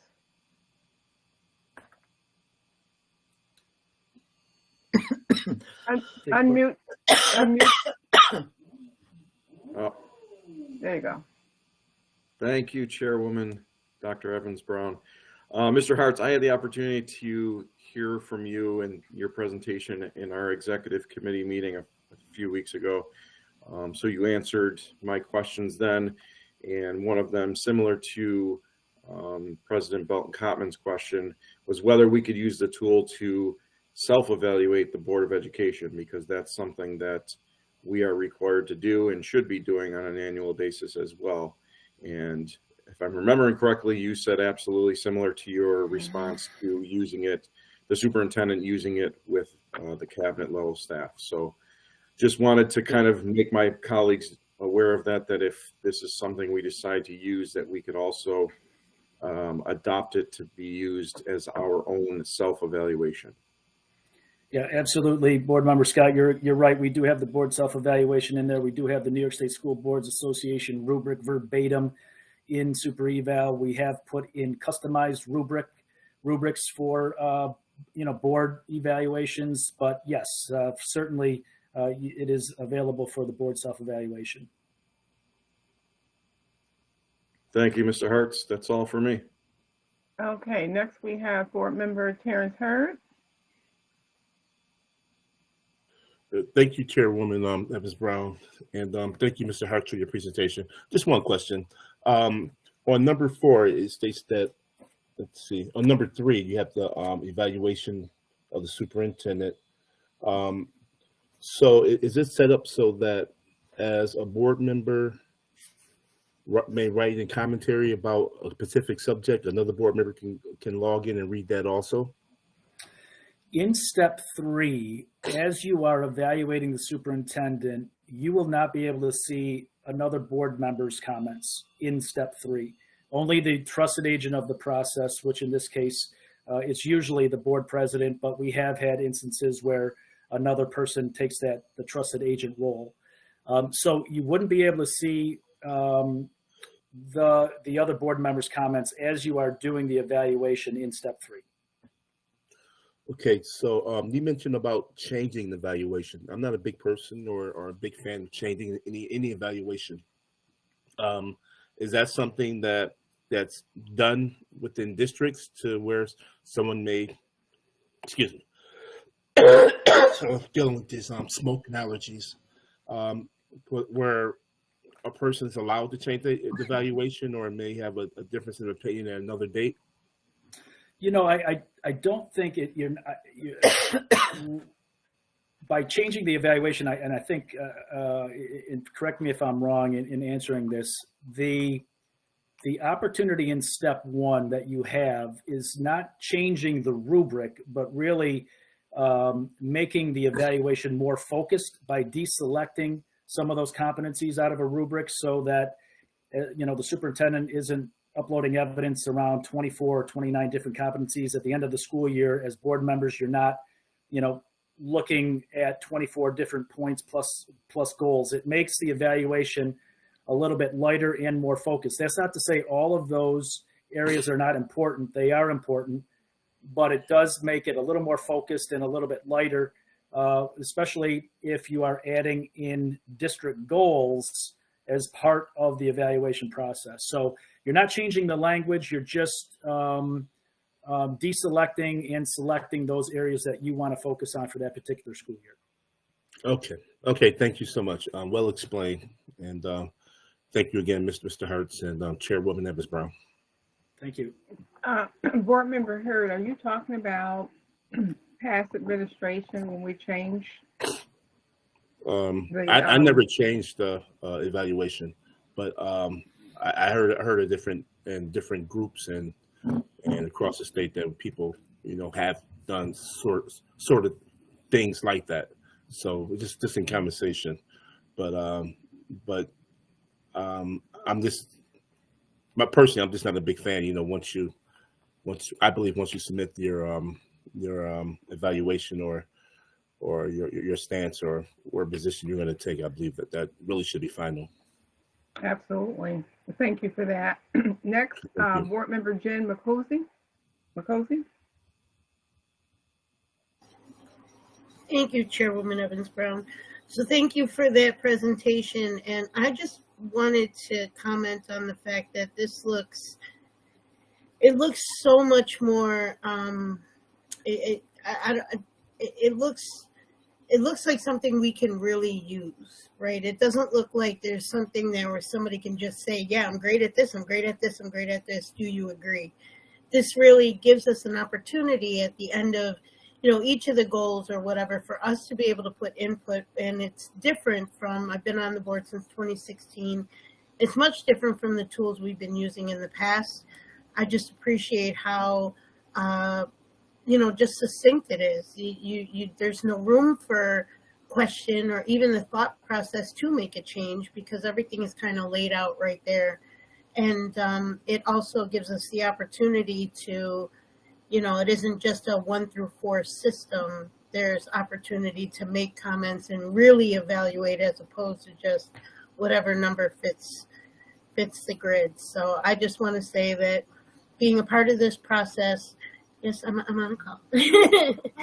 Being a part of this process for as long as I have, I just appreciate this tool, and I'm very excited that we have an opportunity as well as board members to partake in something along these lines. So thank you. Thank you. And thank you to the executive team for researching or doing whatever you had to do to bring this man here. Thank you. Thank you, Board Member McCosey. Next, we have Board Member Paulette Woods. Yes, on the previous evaluations that we've used, we did have a 1, 2, 3, 4, 5 scale system, and there was a lot of confusion about what 1, 2, 3, or 4, or 5 meant. So I'm looking at your indicators, and I'm wondering if you will, in going over this, be more detailed so that all of us can understand what it means when you say, okay, ineffective, and evidence of ineffective and problems, or developing but didn't meet the goals, because I'm looking at these indicators. And then, okay, you met the goal, but there's always some questions about, okay, in some cases you meet a goal, but it's not across the board. Every school did not get the results. There's always some kind of discussion to be had on what is highly effective. We have had a previous superintendent who thought 5 was, everything. We walked on water, a 5. And the comments that some of the board members have said is highly effective. A 5 would mean that, you did something extraordinary, and you don't just get all 5s. It's just not sensible. Right. So I'm hoping to understand more of what these 5 indicators mean, because if you give somebody a 1 or 2 saying, okay, well, they did something, or a 3 saying, okay, you achieved it. You know, some people are very, some superintendents in the past have been very upset or not, doesn't feel it's complimentary because they put a lot of work into trying to hit a goal. But the bottom line is, did you meet it? Did you achieve it? What changed? Did the students, you know, so I'm hoping, I'm looking for some more unity clarification so that we won't have somebody saying it's a 1 or 2 and other people saying, oh, well, you know, I think it's a 5. I mean, there should be some consistency in the measures and understanding. Yeah, absolutely. So great question. And the beauty of super eval, again, is you can, you know, use whatever rubric you would like to in the system. And one of the rubrics that is often used in New York State specifically is the New York State Council of School Superintendents. And that's because they took the time to do exactly what you are looking for. They put performance level descriptors for each category to spell out what highly effective is, what effective is, what developing is, and what ineffective is. So not only does it put you as the whole board on the same page with the superintendent, but it puts each one of you as board members on the same page with each other. This is what highly effective is. This is what the effective is, developing and ineffective. So that's one of the reasons why the New York State Council of School Superintendents, that rubric is great. When it comes to your district goals for Dr. Williams, that's where in the goal description box, you want to use a goal framework that helps describe how Dr. Williams is going to meet that goal. What are the means? What are the deliverables? How, you know, what type of evidence can Dr. Williams put into super eval to help show she's met that goal? What are the strategic outcomes? You want to set clear expectations. 2 key critical factors to a healthy leadership team, and I know I'm preaching to the choir, setting clear expectations and open lines of communication, and super eval does that both. You want to stay away from numbers when it comes to evaluations because that drives the conversation. I'll give you an example. There was a case out in Oregon. Superintendent going into his 4th year was rated, 3.84 in the first year, 3.77 in the second year, and 3.69 in the third year. There was an article in the paper where they were concerned that the superintendent had a 3-year decline in the scores, but each one of those scores falls into the highly effective range. So if you focus on the language, the article in the paper should have said, for the 3rd straight year in a row, our superintendent is highly effective. And when you get down to 1/100ths of a point, I mean, we're splitting hairs at that point. What's the difference between a 3.78 and a 3.76?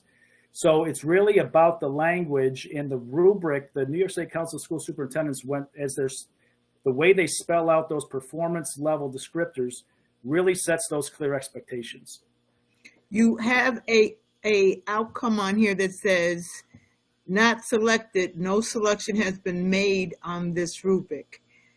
Does that mean you have the possibility for people to say, well, we don't know anything about what she did with her staff or he did with his staff, so we can't make a selection and give an evaluation because we've seen that. Okay. Yeah, and so the evaluation process will not be held up if a board member chooses not to rate in a particular area. You would hope that board members would partake in the process. It's, it's a critical part of the relationship process and the health of the leadership team. But if there is, for whatever reason, even if a board member, comes down with an illness and cannot partake in the process, that does not hold up the process. You can move the process forward without, being held hostage by board members not participating in the process. Thank you. Thank you.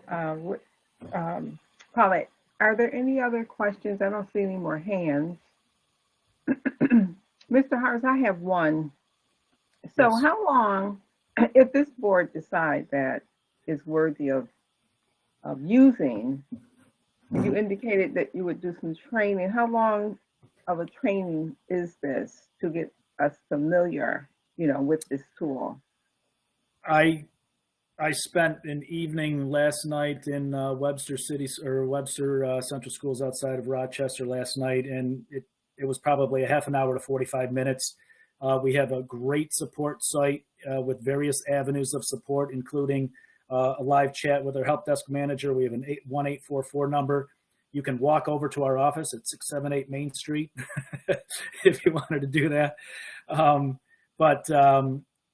Yeah, so I think the training, it's very straightforward. If you do get any hangups, we do have those supports in place that would get you an answer to your questions. So it would be, I would recommend training for the board would come just prior to you getting in and doing your portion of super eval for Dr. Williams. Or if you're going to do the board self-evaluation, just prior to you going into doing the board self-evaluation, we can always get together. We can do it via Zoom like this, or I can come meet you in person if you wanted to come together as a group. Thank you for that. So I guess the next step would be our president, who sounded like she supports this. So I'm going to leave it up to her to go with the next steps in this. Okay. But I think, I really like the super eval. Like I said, I had a demonstration in Orlando, and now again at the executive meeting, and this is my third round. So I'm finding it very user friendly. So if the board is, comfortable, we would bring our chief counsel in, Nate Kuzman, and he would, we would probably follow up with a confidential email talking to the board in regards to what the cost is and his recommendations on moving forward. We would go legal, and then we would move it forward to the board table next at our board meeting. It would be part of our board package, and we would vote on it. Very good. And then after that, part of the function of the vice president of executive affairs is to orchestrate the training, superintendent evaluation, and we would talk more about what that looks like. From my mind's eye, how I see it working is that the superintendent did have goals from the board. Those would be entered. The board would then assess them. Then we would spend the this summer working with the Council of Great City Schools, the training that we received. That will probably also be in our package next week, or in 2 weeks, on the 21st, to move forward with moving forward, if the board is so wishes, to start working over the summer on putting together the goals along with the superintendent. The board is responsible, as you guys will remember in the training, for the guardrails. And we give the superintendent, in return would come back using our guardrails and tell us how she plans to achieve that. We will then evaluate her on, we will start working toward making these meetings to be more about student progress and academics. Our ultimate goal, part of that board evaluation, if you guys look in your folder, there was a part, we didn't necessarily get really into it in our training because of time, but in the package that we received from the Council of Great City Schools, there was a board evaluation piece in there that things that we would start working on to get to where we need to be, where we can start focusing on the majority of our time on student academics. And in the conversation that we had last week with AJ, Dr. Will Caresi, thank you very much for setting that up. We also, in that meeting, we had the honor of having the president or the CEO of the Council of Great City Schools. And my concern was, can we do this with autonomy? Can Buffalo do it the way that Buffalo wants to do it? And in doing so, we were told that, yes, it's a gradual process. The issue is that we have to meet certain thresholds or we're in violation of their contract. So I think all that comes together. I think AJ was pretty clear when we met on what was involved. And it appears that the board is very much interested in moving it. So there's a lot of working parts, but certainly it's something that most of us who've already been on the board are familiar with evaluations, and we can move it forward. But we would also utilize our, if Nate is comfortable, if not, then we would bring in another attorney if he's uncomfortable about that part. So we have, we can do it. We can make it happen. Okay, we can make it happen. The board is in agreement with that. Okay, and here's what I would suggest, since it ultimately is going to be a function that Dr. Kathy Evans Brown and myself do, that if anyone is not comfortable with moving forward, that you immediately email us and let us know tonight, so that we can know and get our ducks in a row to start moving forward. And if you do not email her, then we will assume that you are in agreement with it without, taking a vote of court outside of a board meeting, because it's not a meeting. So is everybody's okay with that?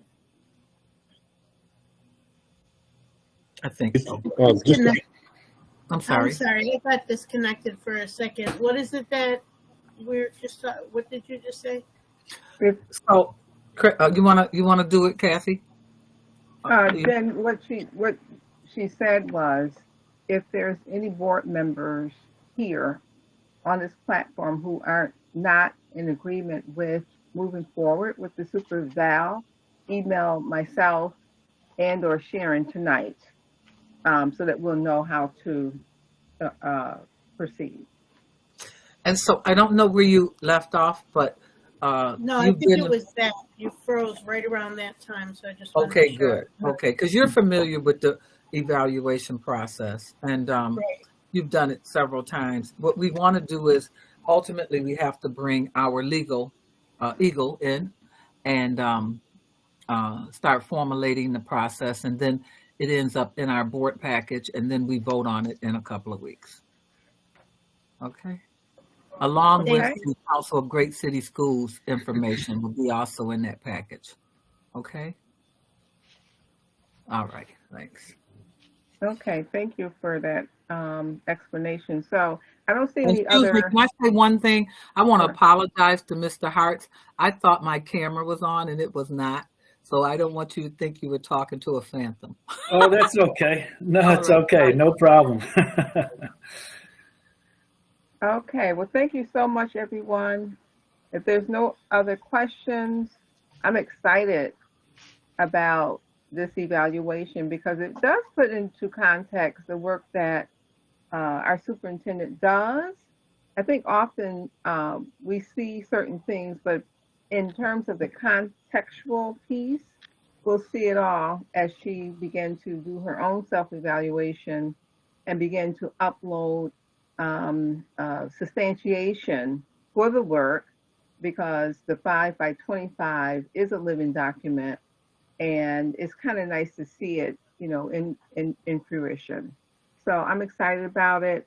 Dr. Williams, I'm going to let you close out with comments or summary.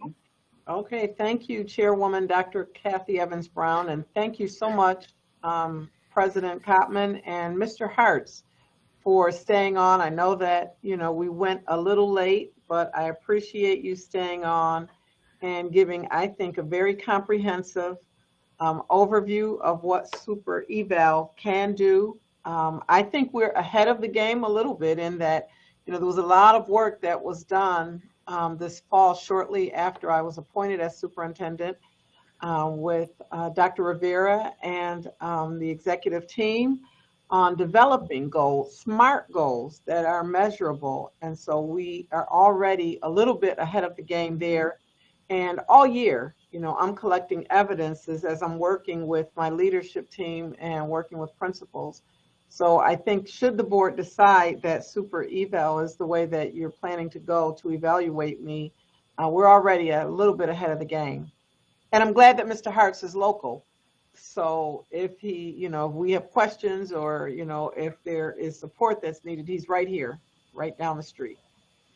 Yeah, and also keep in mind that when you talk about goals, for the superintendent, CJ always believed and said it in our retreat that there should be from, I think it was 1 to 5 goals, no more than 5 goals. I think you have 50, Dr. Williams. He was surprised that I had so many.